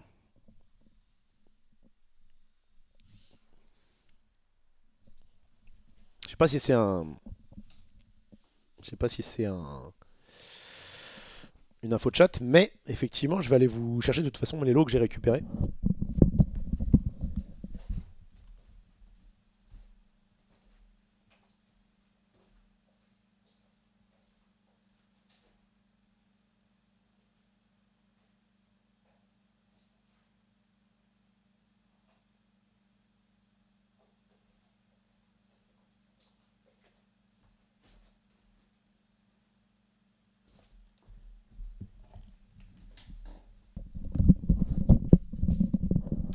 Et effectivement, il y avait notamment un petit Bucky, regardez-moi ça. Il est collector celui-là. Attendez, attendez. Pause éternuement.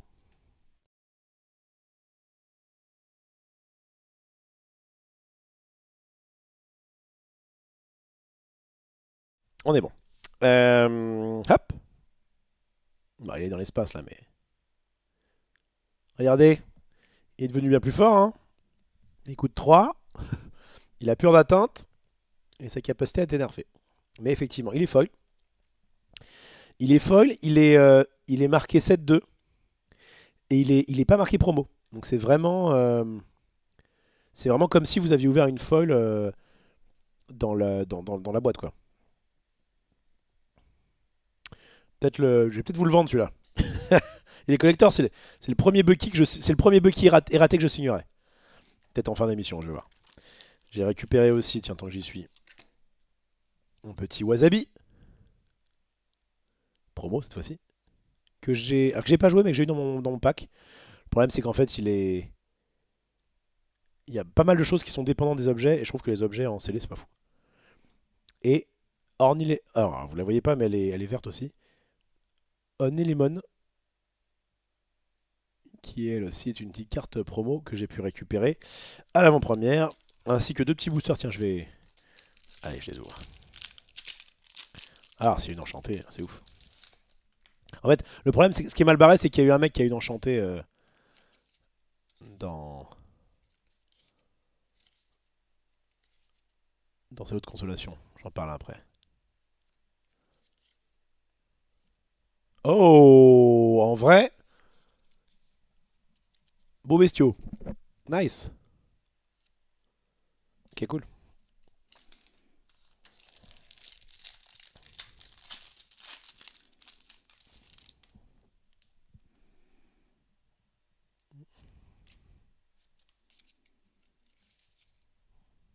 Je sais pas si c'est... Ouais, peu importe, le but c'est juste que vous voyez vite fait la carte. C'est pas grave si... C'est pas grave si c'est pas... C'est pas très net. Petit... Ouh, bah, hey, Commence bien celui-là. Un petit lieu super rare. Vous savez que derrière, il y a soit une super rare, soit une légendaire. Super rare, pas la meilleure. Et un petit Nick Wild. Je n'aurais pas d'enchanté encore une fois. J'aurais pu, j'aurais pu tricher et vous montrer celle-là. Hop, qu'on a eu avec Max. En plus, il a récupéré des boîtes là, de eBay parce qu'il avait une sponsor à faire avec eux.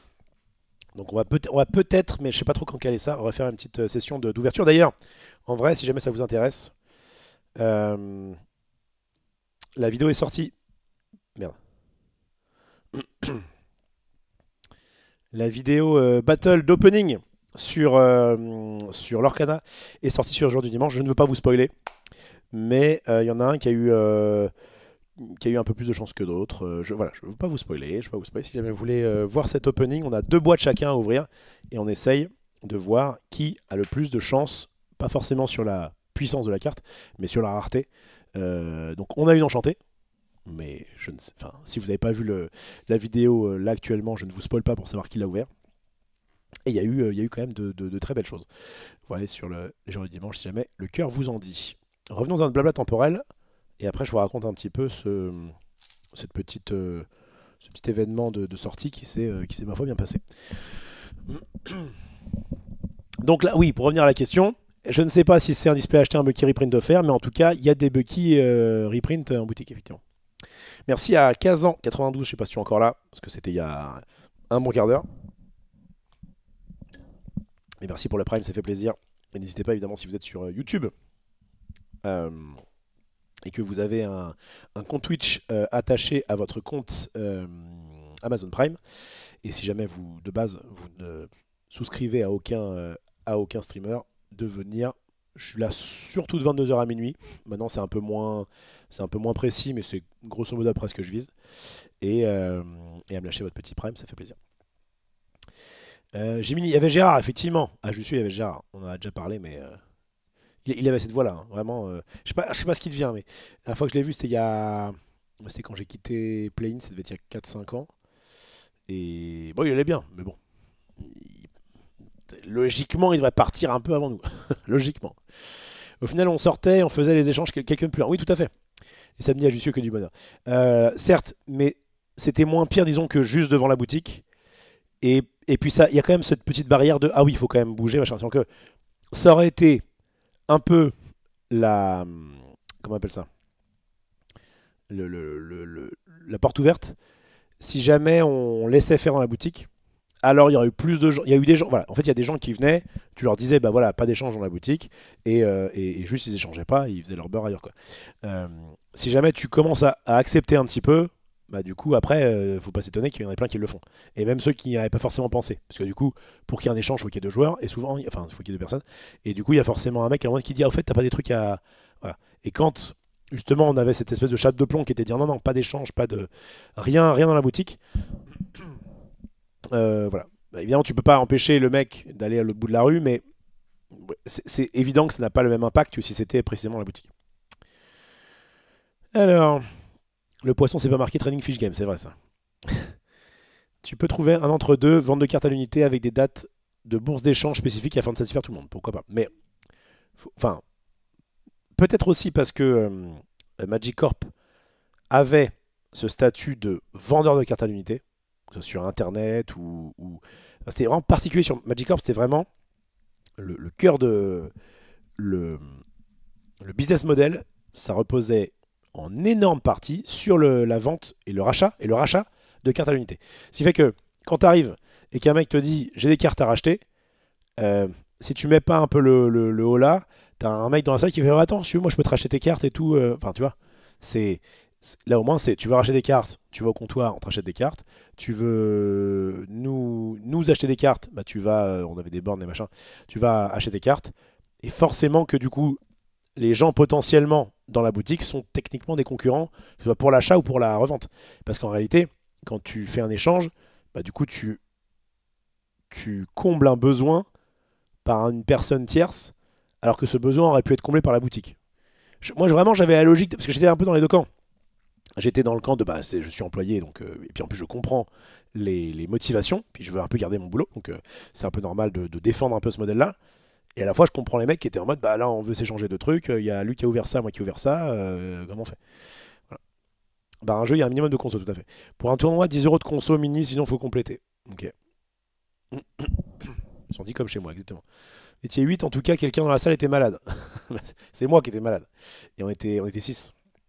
C'était pas un gros tournoi, mais encore une fois, c'est le début. Enfin, moi, en plus, on s'en fout parce que comme c'est une avant-première, enfin comme c'est un, encore une fois, c'est pas une avant-première, mais c'est un paquet scellé d'ouverture, qu'on soit 4 ou qu'on soit 64, c'est la même chose. On fait 3 rondes et on repart avec un nombre de boosters en fonction de nos victoires, nos machins. Donc en vrai, je m'en fous. Autant j'adore les tournois, enfin, plus il y a de personnes et plus je suis content dans un tournoi, autant sur les avant-premières, ça change pas grand-chose. Agile, il a eu 4 displays, 4 Bucky. Ok, très bien. J'ai aussi ouvert le Silver, il a l'air prometteur. Bah, c'est ce qu'on va regarder en deuxième. Oui. Je pensais que, comme d'hab, hein, je pense toujours que ça prendra moins de temps que ça n'en prend finalement. Mais en gros, après vous avoir répondu, mais là j'arrive un peu sur la fin, et après avoir expliqué un petit peu mon parcours mon petit parcours de ce week-end, on ira dans les tournois qui ont lieu, les tournois construits, pour voir un petit peu quelles sont a priori les cartes qu'on a envie de choper et la nouvelle méta. J'ai pas caché le QR code, oui, j'ai la ref. Est-ce qu'il y a Friendzone demain? Oui, demain il y a Friendzone à 18 h avec uniquement Hayley, Max et moi. Junpei n'est pas dispo. Max avait un peu la flemme de demander à d'autres personnes. Donc voilà, on essaie un petit Friendzone à 3. Je pense que ça va carrément faire le taf. La dernière fois, on l'avait fait sans Hayley, ça avait fait le taf. Là, je pense que ça va être cool. Salut à Petit Quick. Dis-toi, qui fait plein de tournois, tu trouves où la liste des futurs tournois de l'Orcana? Bah, alors, avant, j'allais sur. C'est nos jeux de société? Nos jeux de société, l'Orcana tournoi. Ouais. Je sais pas trop si c'est à jour. Je sais que c'était la femme de Thibaut qui mettait ça, mais il faut que les boutiques renseignent ça, quoi. Mais c'est vrai qu'il n'y a pas à Magic, enfin, alors ça a peut-être changé depuis, mais il y avait à l'époque ce qui s'appelait le Wizard Event Locator, je crois, qui permettait de voir justement tous les tournois. Tu avais une sorte de petit site, quoi. Tu tapais le, ton adresse ou ta région. Et tu avais le contact de toutes les shows de ta région. Non, c'est autre chose. Tu avais le contact de toutes les boutiques de ta région qui proposaient éventuellement les tournois. Je voulais vous montrer quoi? Ouais, ça. Attends, hop, on va se mettre là. Alors, je sais pas si c'est toujours d'actualité. Oui, 15 novembre. Alors, toutes les boutiques de France ne participent pas à ça. Mais petit tournoi en ligne, ça, à la limite, c'est eux. Voilà. Enfin, je crois que c'est le truc le plus. Mais puisque Petit Quick est dans le chat. Ah bah tiens, qu'est-ce qui se passe? Effectivement, bon ça à la limite je pense qu'ils l'ont rajouté. Mais oui c'est avec le 6 décembre, c'est le Last Chance Qualifier qui d'ailleurs est clos, hein. Après c'est les championnats d'Europe, bon, bref.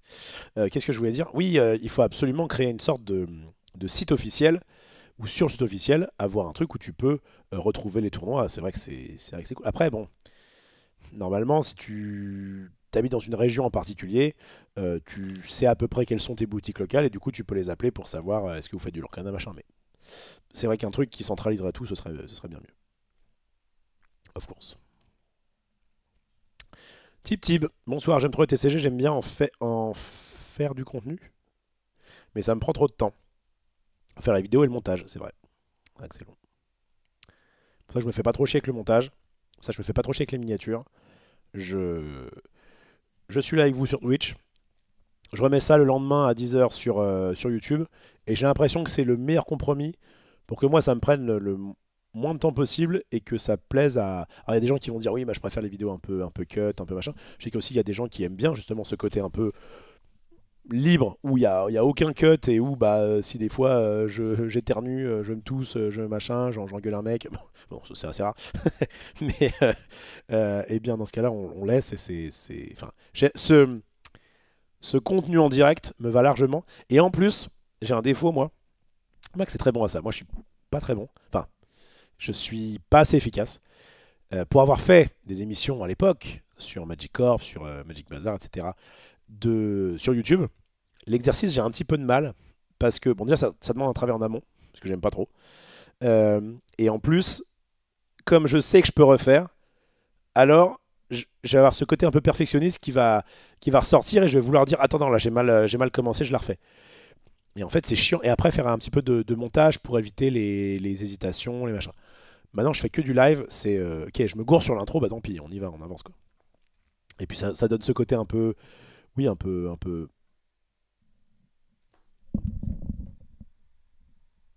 Bon, j'ai entendu quelque chose, mais c'est bon. Je crois que c'était des petits couilles qui me faisaient une surprise, mais a priori, non, il n'y a personne. Donc, qu'est-ce que je disais? Pourquoi l'Orcana n'a pas de pack d'AP? Alors je milite, hein. C'est en discussion, mais les choses mettent du temps à se mettre en place.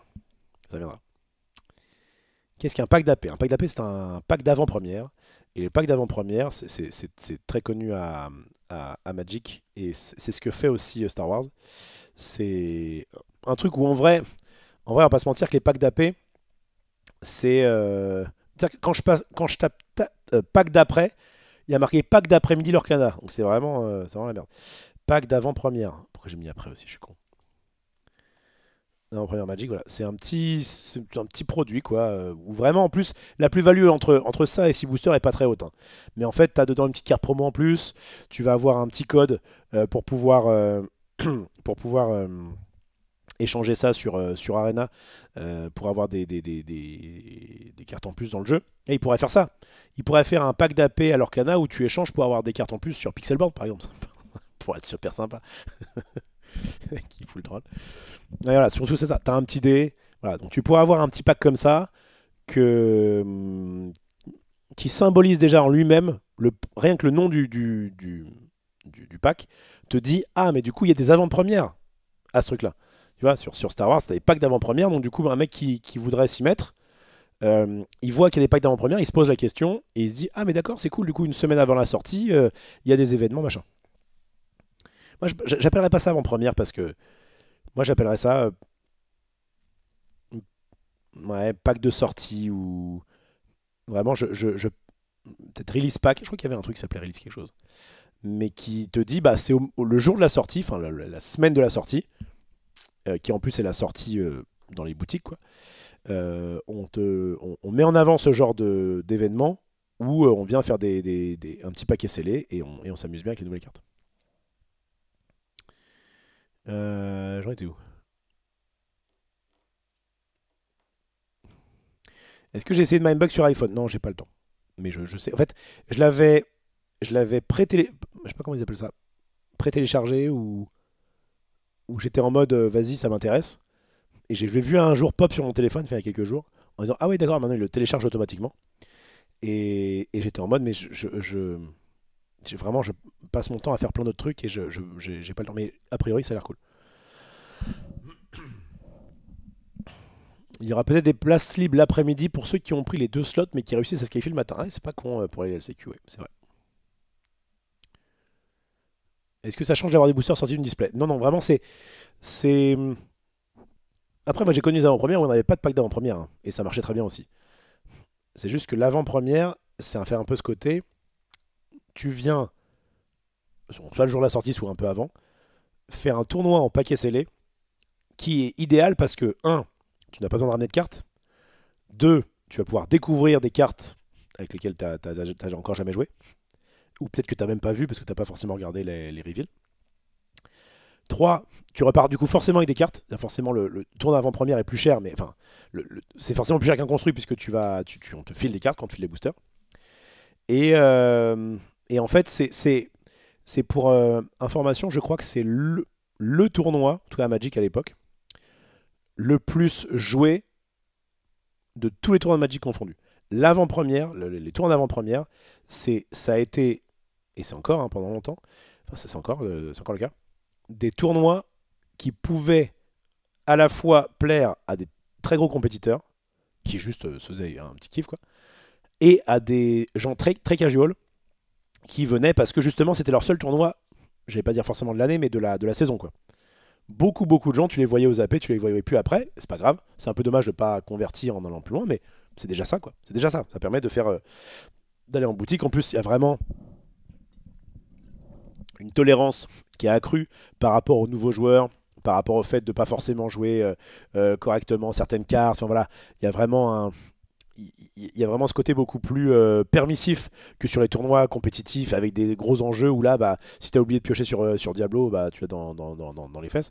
Là, on est plus sur quelque chose de ah, mais t'inquiète pas, c'est pas grave. Et puis, en plus, comme ça reste sur un principe de pas casser, c'est-à-dire de construction de deck sur place, et ben tu peux entre les rondes, enfin moi ça m'est arrivé énormément à Magic et ça peut m'arriver à l'Arcana, de dire bah si tu veux je peux t'aider une fois que tu as déroulé ton adversaire. Tu peux très bien dire bah tiens donne-moi les cartes, enfin dis-moi ce que tu as eu toi comme carte dans tes 6 boosters et peut-être que je vais dire bah tu vois tu aurais peut-être plus dû mettre celle-ci, ça c'est une fausse bonne idée, etc. Et donc du coup tu peux donner des conseils et vraiment accompagner enfin c'est pour moi le meilleur tournoi de porte d'entrée pour du TCG. Bref, désolé, pas tant que t'as pas gagné les Worlds de l'Orkanaroff. C'était pourquoi? C'était pour que tu viennes ou pour avoir des packs d'AP? Ça dépend. Je pense que c'était pour que. Bref. Si tu le motives comme ça, il va devenir le meilleur dresseur. Ouais, ouais. Tu remontes sur ma blague. Ok. Salut à Philippe Coutinho, qui a pas compris le principe du chat du passé, qui va péter un câble. Philippe qui ne sait pas encore, il a mis les pieds. Philippe, fuis tant qu'il est encore temps. Ah là, ça y est, t'as été rattrapé. Ah, du coup, il s'est fait un petit peu modérer. Je suis du Nord. Ah merde, je vous lis pas. Excusez-moi. Je suis du Nord, j'ai un humour. Ouais. Particulier. D'accord. Monte le chat, en vrai, c'est bon. C'est bon, c'est bon, c'est bon. C'est quoi le chat du passé? Regarde, Philippe. Il y a le chat du passé. Bon, là j'ai. C'est un bon exemple parce que du coup, j'ai rattrapé. Mais tu vois, quand j'en suis là, je lis au fur et à mesure. Ah, mais en vrai, ce qui est intéressant, c'est que du coup, Philippe est arrivé au moment où j'avais pas, parce que j'avais oublié de le mettre, le chat du passé. C'est là où je me dis que c'était un plan de génie parce que sinon, les gens ne comprennent pas. Les gens qui arrivent. Tu es très chaud, c'est vrai. C'est vrai, c'est vrai. Bon, alors, je vais aller maintenant sur la suite des événements, c'est-à-dire. Hop là. Donc, ça, c'était les avant-premières. Ok, ça, c'est les tournois. Ça, c'est notre vidéo avec Max. Maintenant, ce qui va nous intéresser, c'est. Hop, mon petit report. Donc, après vous avoir parlé en long, en large et en travers de la boutique, on va donc passer à la partie report de. C'est quoi, c'est mieux à droite, gauche, à droite? Ouais, ici. La partie report de ce. Encore une fois, petit AP, sans grande prétention. Donc, tu arrives, tu as 6 boosters. Je disais que je suis vraiment trop fan des petits événements en paquet scellé à la sortie des éditions.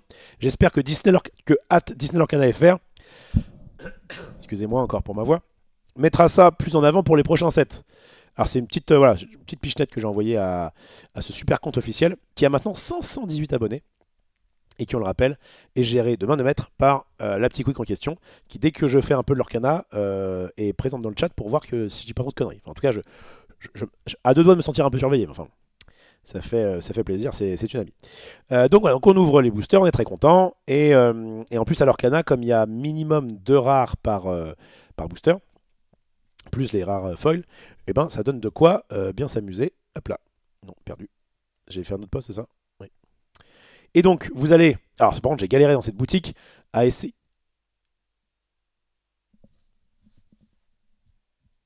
Mais il me manque une rare là, du coup. Qu'est-ce que j'ai branlé, moi? Si j'ai 6 boosters, qu'il y a 2 rares par booster, et qu'en plus j'ai une foil, je crois. J'ai foutu. Moi. C'est moi qui bug ou.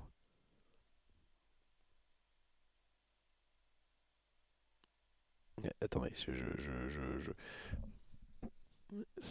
il y a bien minimum 12 rares. Ouais, j'ai dû rater des rares alors.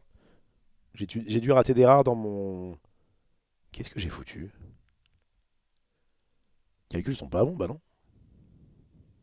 Il y a 6 x 2, 12, moins 1, 11. Et je suis censé avoir. Et je suis censé avoir au minimum du minimum 12 rares ou associés, quoi. Alors que celle-ci, en plus, c'est une foil. Ah, il manque de rares, là. Ah, du coup, j'ai rangé ou pas? Ah, attendez, j'ai peut-être pas rangé. Je l'ai rangé ou pas mon deck? Je crois pas que je l'ai rangé. Si, ah si, je l'ai rangé. Si, je crois que je l'ai rangé. Bon, tant pis. Pas eu de double. Non, non, non, non. Si j'avais eu des doubles, je l'aurais mis. Quelqu'un a dû. Il y en a quelques-uns que tu as dû laisser dans ton deck. Bah. Non, je pense pas. Bizarre. Bon, écoutez, c'est pas bien grave. C'est pas grave. Peut-être j'ai ouvert un booster de moins. Mais je m'en fous. Quand même déroulé. Bref, allez. Donc normalement, effectivement, je suis censé avoir au moins 12 armes. Tant pis. Qu'est-ce qu'on avait? Donc j'ai eu à gauche la goat. Isma, j'y reviendrai. Qui est monstrueuse en limité notamment. On verra si elle prend sa place en construit. Mais en tout cas, en limité, c'est très fort. Je sais pas si on peut zoomer un peu plus. Qu'est-ce que ça raconte dans le chat là? C'est Disney. C'est Disney qui m'a demandé de surveiller mes co-casters. Yes. Là. J'ai une promotion, pas ça, personne ne voulait s'y coller. Bref, donc, on a Isma qui est très forte. Jack le Costaud, je crois que j'ai jamais eu l'occasion. Si, il y a une fois où j'ai eu l'occasion de le jouer. Et en fait, je ne l'ai pas joué, j'ai préféré l'ancrer parce que je trouvais qu'il y avait mieux. Donc en fait, une 0,7 pour 4. Même si elle l'aura 2, franchement, c'est pas fou quoi. Le fait de pas d'avoir aucun contre-coup quand tu vas te la faire attaquer, c'est pas génial. Donc en fait, c'est nul quand t'es derrière. Et quand t'es devant, c'est pas trop mal, mais tu peux te la faire gérer en 2 attaques sans que l'autre est perdu. En fait, ça te fait perdre un peu de tempo, mais c'est pas ouf. Vraiment, Jack le Costaud, il est pas dingue. Isma donc est débile, pour ceux qui voient pas forcément. C'est une 3-3 pour 4, qui est ancrable en plus. Qui l'aura 2, parce que pas nul. Et qui, on l'engage, si on a moins de 3 cartes en main, piocher jusqu'à avoir 3 cartes en main. C'est débile, c'est-à-dire que dans l'idéal, je la posais tour 4. J'ai beaucoup mulligané agressif d'ailleurs pour essayer de la choper. On n'a que 40 cartes dans un scellé de l'Orcana et en plus on peut jouer toutes les couleurs. Donc il n'y a aucune restriction de couleur et on peut mettre 40 cartes minimum. Donc autant vous dire que si vous avez une carte qui est vraiment très cool et que vous faites à chaque fois un mulligan très agressif, à savoir si vous l'avez pas en main de départ, vous mulliganez 7. Vous avez du coup 14, vous voyez 14 cartes sur 40. Donc il y a un peu moins d'une chance sur 2, certes, mais on n'est pas très très loin, quoi. Et je dirais une bonne chance sur 3 de la choper, et éventuellement après de la choper un peu plus tard. Après, j'ai aussi gagné des games sans elle, mais c'est vrai que les games où elle était là, elle a fait clairement le taf.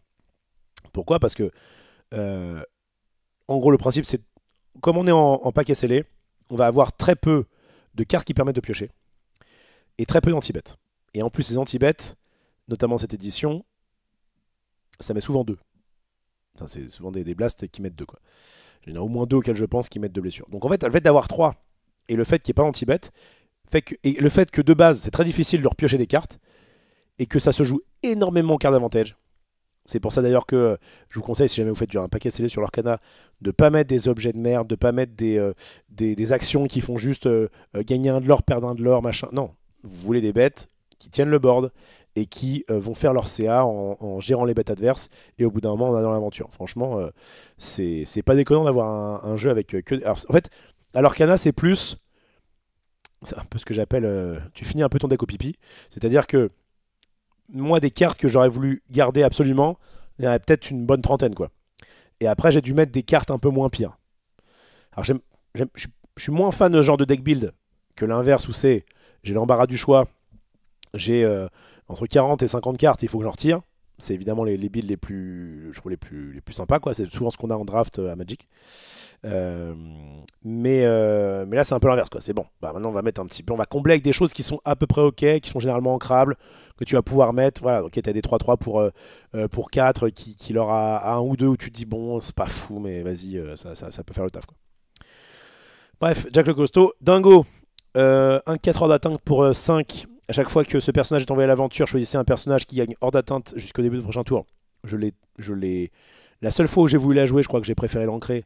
Ou alors c'était déjà too late. En fait, le fait qu'il soit que un 4, c'est bien de le à 3. Hors d'atteinte, ça peut être pas mauvais dans certaines situations.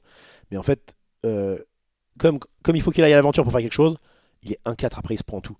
Donc dans une stratégie un peu aggro, pourquoi pas, mais on est très très mid-range dans le jeu. C'est-à-dire que moi, il y a beaucoup de games que j'ai pas commencé.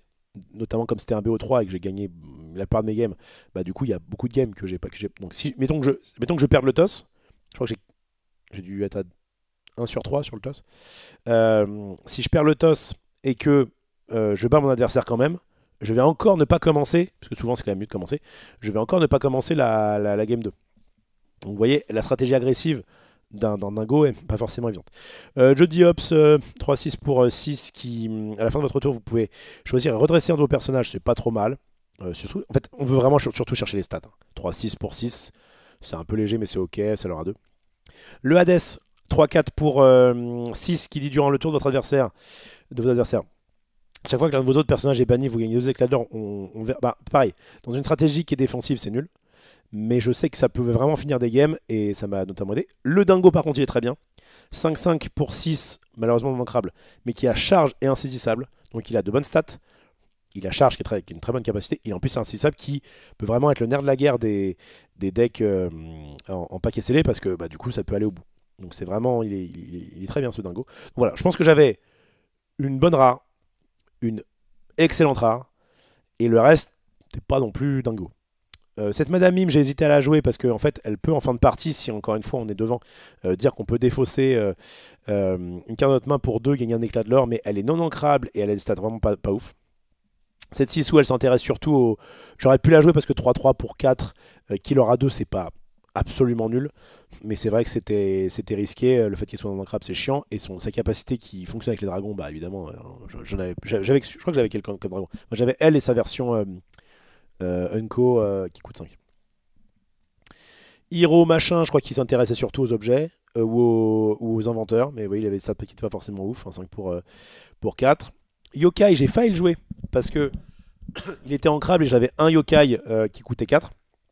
Donc j'aurais pu avoir une 6-10 alter 6 qui leur a 2, mais ses effets après sont pas utiles en scellé la plupart du temps, parce que ça joue avec les objets. Et enfin ce Rafiki qui coûte 9 non ancrables, donc vraiment c'était très compliqué. Alter 7, mais j'avais pas de Rafiki. Non, je crois que j'avais pas de Rafiki. Et qui effectivement est bien, mais en fait, vraiment en paquet scellé, il faut se limiter à 6, 7 si vraiment c'est ultime quoi. Mais 6 c'est vraiment haut de curve parce que on imagine, ce qu'on cherche à faire c'est à chaque tour on pioche, on met une carte en encre, on met une carte. Et donc par définition, si vous faites ça à tous les tours, au bout d'un moment vous n'avez plus de cartes. Donc vous pouvez plus ancrer. Et en fait, toutes les cartes que vous allez piocher, vous allez les jouer. Et en fait, si jamais tu commences et que tu mets une carte à 1, puis une carte à 2, puis une carte à 3, je crois qu'au tour 5, je crois que c'est au tour 5 où tu n'as plus de cartes. Donc tu dois un peu bêtement faire tout. Donc c'est-à-dire qu'un truc qui coûterait même 7, bah, il faudrait que tu utilises des tours. Je parle si jamais tu n'as aucune carte qui fait du carte d'avantage. Il faudrait que tu utilises du coup des tours pour pouvoir ancrer en faisant rien. Donc t'as intérêt à ce que la carte à 7 elle vaille le coup parce que donc évidemment 9 c'était pas possible. Là le yokai, le fait est que merci beaucoup Ronflax pour le prime, tu régales. Le yokai non seulement il s'ancre au pire et sinon il s'altérait. Donc il s'altérait à 6 et puis après prochain une 6-10 bonjour. Donc voilà. Alors qu'est-ce que dit le chat? Hop.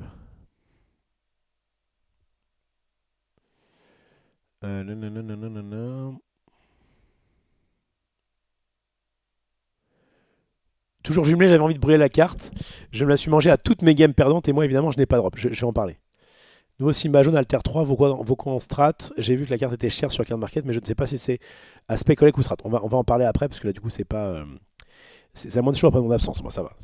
Je peux pas t'en vouloir. Moi aussi des fois j'ai des moments où je stream moins. Je vais parler après des cartes parce que justement tir jumelé je l'avais mise contre quand j'ai fait mon petit report. On voit Link Pretender dans le chat, le BG avec son bonnet Hakuna Matata. Première game contre lui où donc je joue Isma et où je crois qu'Isma m'a fait piocher genre 7 cartes, c'était débile. Bon bah j'ai gagné. En vrai j'aurais pu perdre. S'il était très agressif, j'aurais pu perdre, mais justement parce que j'avais des anti-bêtes. Mais c'était intéressant à jouer. C'était intéressant ce petit maître hibou. Petit big up à cette 3-3 pour 3 qui, quand tu vas ancrer quelque chose, va mettre moins 1 de force à un personnage adverse jusqu'au début de votre prochain tour. Et bah c'est pas nul du tout. Ça permet de faire des petits trades où justement vous allez pouvoir résister. À son tour aussi, il a un petit peu. Donc, franchement, c'est une bonne petite carte. Et puis Markovski aussi qui fait le taf, 3-2 insaisissable qui s'ancre et qui leur a 2, on apprécie. Donc j'avais plutôt. Donc Isma, je vous l'ai mis en propre, qui est vraiment débile. Enfin, en tout cas, en paquet scellé, si jamais vous la gérez pas, bah, c'est rip. Parce qu'en fait, à moins d'être très agressif, et en vrai, elle est gérable. C'est-à-dire que son effet dit que tu pioches des cartes, mais techniquement, si tu es vraiment derrière, déjà ça ne te suffira pas forcément. Et en plus, comme tu vas devoir l'engager pour faire ça, bah non seulement tu vas pas à l'aventure, mais en plus de ça, bah, elle tombe ses fesses, comme on dit, pour parler poliment. Et donc là, tu vas pouvoir la buter. Elle aura fait un peu de CA, mais en fait, bah, du coup, comme elle est que 3-3, elle va pas non plus. Ça n'aura pas non plus énormément d'impact sur sur le bord adverse, quoi. Mais c'est vrai qu'une fois que tu arrives à. Soit tu l'as fait au bon moment quand tu as un peu toi aussi protégé tes bêtes, soit même le faire qu'une fois, en fait. Le fait de faire qu'une fois, ça suffit, si jamais en tout cas tu es passé de 0 à 3 cartes dans ta main, à être bien. Ce qui est cool, c'est que vraiment, du coup, ça te permet de facilement ancrer, même dans les tours late, ancrer plus mettre une bête pour dire j'ai plus rien ou il me reste genre une carte en main, et hop, je l'active, je pioche, et là on est parti. Mais bon, ça, faut avoir la chance de l'avoir. Par contre, tir jumelé, c'est une commune. Donc clairement, c'est un truc que vous pouvez avoir, sauf si vous n'avez pas de chance. Enfin, après, c'est pas non plus. C'est une carte qui est très bien, mais elle n'est pas non plus game changer. Enfin, je veux dire, elle est non ancrable. Ça peut être un peu relou. Elle inflige que de dommages. Donc sur une Nisma, par exemple, ça marche pas. Par contre, elle a effectivement cet effet de pouvoir dire, tu vas mettre 2 dégâts à un personnage, donc un petit peu comme comment ça s'appelle, feu du le boulet de canon là, j'ai plus le nom. Feu quelque chose. Fire the Cannon, tout à fait. Bah boum, effectivement. Bon bref, petit coup de toutes les références. J'ai juste plus le nom français de Fire the Cannon. Allumer les mèches. Je l'ai en premier, je l'ai en premier, je l'ai en premier, je l'ai en premier. Choisissez donc un personnage infligé de dommages. Et en fait, pourquoi tu payes un de plus? Parce que tu as la possibilité de pouvoir défausser une carte pour choisir un autre personnage et lui infliger de dommages. Donc tu fais pas de carte d'avantage. Par contre, tu fais du ressource avantage entre guillemets, parce que au lieu d'avoir à payer plusieurs cartes pour pouvoir faire ce genre d'effet, tu n'as dû que payer qu'une carte, quoi. Oui. Mais c'est exactement comme si tu avais dans la main deux allumer les mèches, mais c'est l'avantage d'être ça en une seule carte, quoi. Donc si tu en as deux, bah, tu peux faire 2 tirs jumelés. Et alors en plus, évidemment, quand tu joues ça avec Isma, t'es le roi du pétrole, parce que tu peux dire bah je défausse, je m'en fous, je pioche. Mais ça, c'est une bonne carte. Évidemment. Après, mettre 2, c'est bien, mais voilà, c'est bien en début de game, quoi. Sur la fin, des fois, après, ça peut toujours servir à je fais un truc, etc. Je vois notamment, j'avais à un moment donné cette carte en main, alors que mon adversaire jouait, je sais pas si c'était à la première ronde, mais il jouait Clochette. Clochette qui est la mini du 7-1, je crois, qui était 1-3 pour 3, qui leur a 2, et qui est insaisissable. Bah, ce qui est chiant, c'est que du coup, tir jumelé, tu peux pas aller la chercher. Donc, en tout cas en 2 temps, ou bref. Voilà, bon, en tout cas, c'est vrai que c'est une bonne carte. Ensuite, donc, voilà, donc petit 2-0 contre Link, mais c'était pas du tout évident. Il y a effectivement la game avec Isma était un peu simple, mais je crois que l'autre game était un peu serré. Et je me demande si la game avec Isma, j'ai pas un peu transpiré, parce que bah, comme je crois il a commencé, et qu'il jouait quand même des bonnes cartes, et ben c'était pas facile. Pas tarder à rendre l'âme. Ronde 2, contre une joueuse. Et du coup, ça fait quoi? Une joueuse sur 6? À peu près 10%. Non, plus. Plus de 15% de femmes en événement, c'est pas mal. Ah putain, je suis au bout.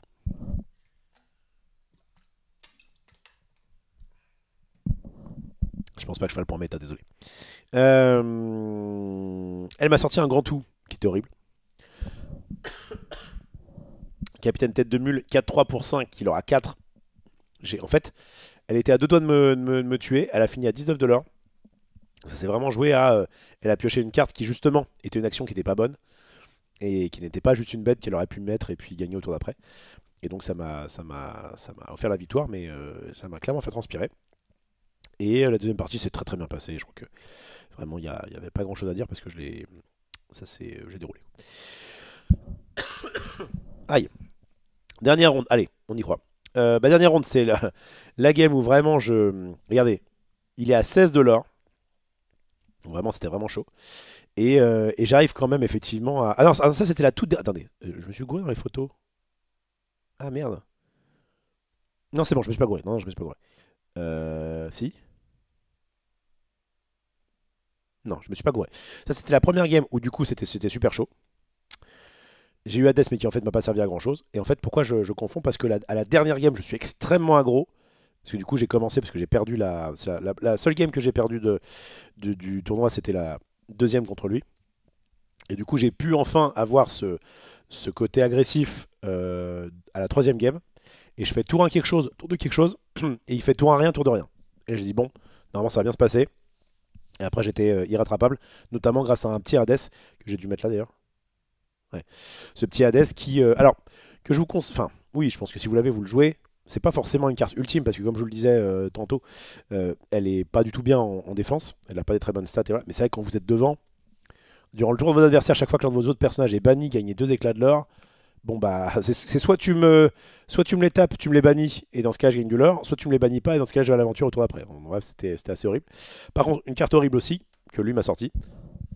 Et c'est grâce à lui d'ailleurs qu'il a gagné la 2.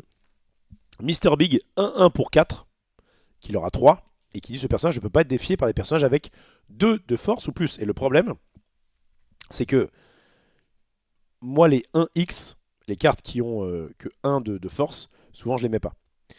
Et juste, j'ai failli être un grand joueur, parce que j'ai dans la main, à un moment donné, une carte et je me suis dit, ah oui, c'est bon, je vais pouvoir passer. Parce que j'avais un board, mais juste, j'arrivais pas à pouvoir l'attaquer. Je sais pas si on le voit là. Ouais, ça. J'avais un board, hein. J'avais un board, mais derrière, il m'a mis beaucoup trop de points et j'ai pas réussi à m'en sortir. Ça a été. Non, c'est pas celui-là. C'est juste que le Aigre Bill, là. Attendez, je vais vous montrer. Lorcana, carte. Ah, je me suis dit, ils auraient pu être plus permissifs sur leur carte, hein. Aigre Bill, il y a marqué, lorsque vous jouez ce personnage, choisissez un personnage qui subit moins de dégâts pour le reste du tour, pardon, moins de force pour le reste du tour. Donc, évidemment, 98% du temps, tu vas le mettre sur les personnages adverses, mais laisser la possibilité de voir des plays exceptionnels, de dire, bah attends, ma 3-3, elle va passer 1-3, et du coup, je peux aller casser ta petite merde là, parce que la petite 1-1 là, elle est... sinon, enfin, vraiment, j'avais aucun moyen de la gérer, quoi. Enfin, à part avec le truc qui met de dégâts, mais que j'ai pas réussi à avoir sur cette game là. Bref, donc, voilà, donc je me suis fait battre une fois. Et après, j'ai réussi à m'en sortir, à faire une sortie très très aggro. Que vous ne voyez pas là, du coup. Je n'ai pas mise parce que vraiment, c'était surtout à base de tour 1, tour 2. J'ai fait des bêtes jusqu'au tour 5. Au tour 6, j'ai fait Hades, il a fait allez, ciao. Bref, voilà. Comme je le disais, donc événement, bah, c'est un peu ce que je vous avais mis là.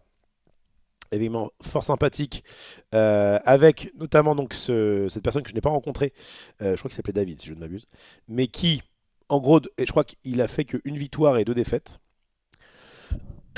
Mais comme Maxi était de bonne humeur, il a fait vas-y, je file aussi des boosters un peu à tout le monde, quoi. Et boum, il ouvre une enchantée dans son booster. Il était content et je peux le comprendre. En plus, il avait déjà. Enfin bref, ça dégoûte un petit peu. Et regardez-moi ça, cette photo exceptionnelle prise par Maxi, où il y a votre serviteur en train de jouer contre un de ses viewers. Ça régale. Ben voilà, Reaper off. Ouais, désolé, je vais aller, je pense, je vais aller me taire. Parce qu'en fait, ça va bien en termes de, vraiment, je vous dis, en termes de d'état et tout de santé. Je suis pas malade souvent, mais généralement quand je suis malade, je suis bien au fond de mon lit et je suis au bout de ma life. Là, je suis pas au bout de ma life, mais alors, par contre, ma gorge, c'est compliqué. J'ai réussi à placer 10 de l'or en 1, toujours avec Gantou hier en scellé du bonheur, tu m'étonnes. C'est un balou jaune amélioré, ouais, un petit peu. Tu penses qu'il y aura une rotation pour les extensions de l'Orcana? Peut-être. En tout cas, c'est le cas sur Magic. Sur Star Wars, ils ont dit, en tout cas, quand ils ont fait l'article sur Boba, ils ont dit qu'il pouvait y avoir dans le futur, enfin, je sais même pas, ils ont dit, je crois qu'ils l'ont dit vraiment à l'affirmatif, quoi. Il y aura des rotations plus tard, et donc bah, une carte qu'on bannit d'un format, elle sera par définition, enfin, elle sera justement pas forcément bannie d'un autre. Donc ça c'était intéressant, et parce que bah, notamment l'Orcana là qui a fait le Bucky nerfé, bah, du coup peut pas dire, ah au fait, si jamais on fait une rotation un jour, qu'il y a donc on va dire un format standard et un format wild comme il y a à Hearthstone, alors alors vous inquiétez pas, le Bucky peut revenir parce que peut-être qu'il sera moins fort dans ce format-là. Là, malheureusement, c'est un peu compliqué. Donc, est-ce qu'il y en aura une? J'en sais rien. Mais j'imagine que. En tout cas, moi je trouve ça plutôt positif. Moi je viens de Magic. À Magic, j'ai toujours connu le standard et les autres formats. Euh, et en fait, c'est normal qu'au bout d'un moment, alors ce sera pas tout de suite, hein, s'il doit y avoir ça, je pense que c'est pas avant, j'imagine, un an, où en fait tu dis, voilà, c'est les X dernières années. Donc tu vois, si déjà, ok, je pense que si jamais tu te dis que le standard c'est les 2 dernières années, comme ce qu'il faisait à l'époque à Magic, bah, il faut au moins que le jeu ait au moins 2 ans.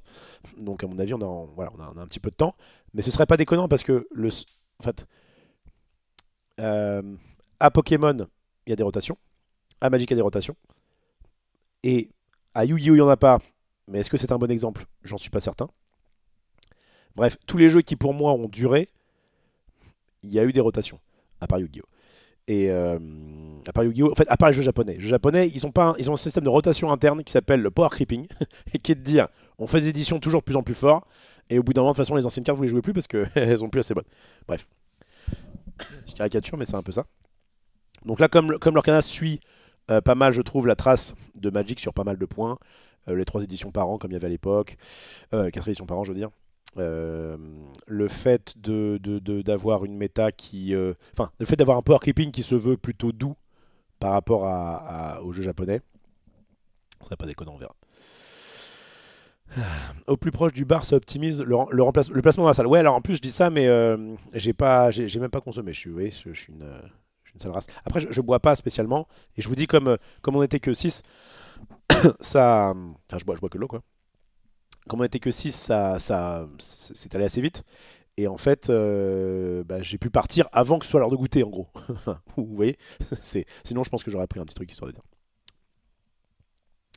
Salut à Grammar, je crois que je vais vous laisser. Pokémon a déjà payé une renta, c'est vrai, c'est vrai, c'est vrai. Je vais vous laisser parce que je suis au bout de ma life. Donc on fera l'analyse de la. Peut-être en plus il y aura d'ici là d'autres tournois. Voilà. On fera l'analyse de la nouvelle méta 7-6 de l'Orcana, je pense, demain après Friendzone. Donc demain, Friendzone à 18h chez le bon Max. Je repose aussi un peu ma voix pour ça.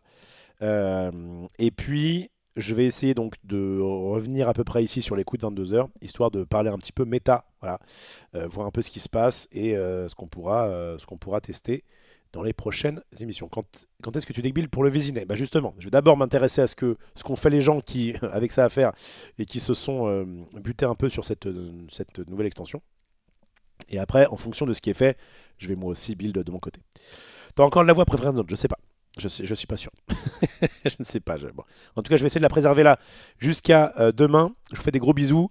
Merci d'avoir été là. Merci évidemment pour votre soutien, etc. Bref, je ne vais pas m'éterniser 15 ans sur les formules de fin. Je vous fais des gros bisous. Donc demain, c'est sûr sur Friendzone à 18h chez Max. Et très probablement sur les coups de 22h sur cette chaîne de façon à parler de la méta du 7-6 de l'Orcana. Bisous tout le monde. Bonne soirée. Ciao.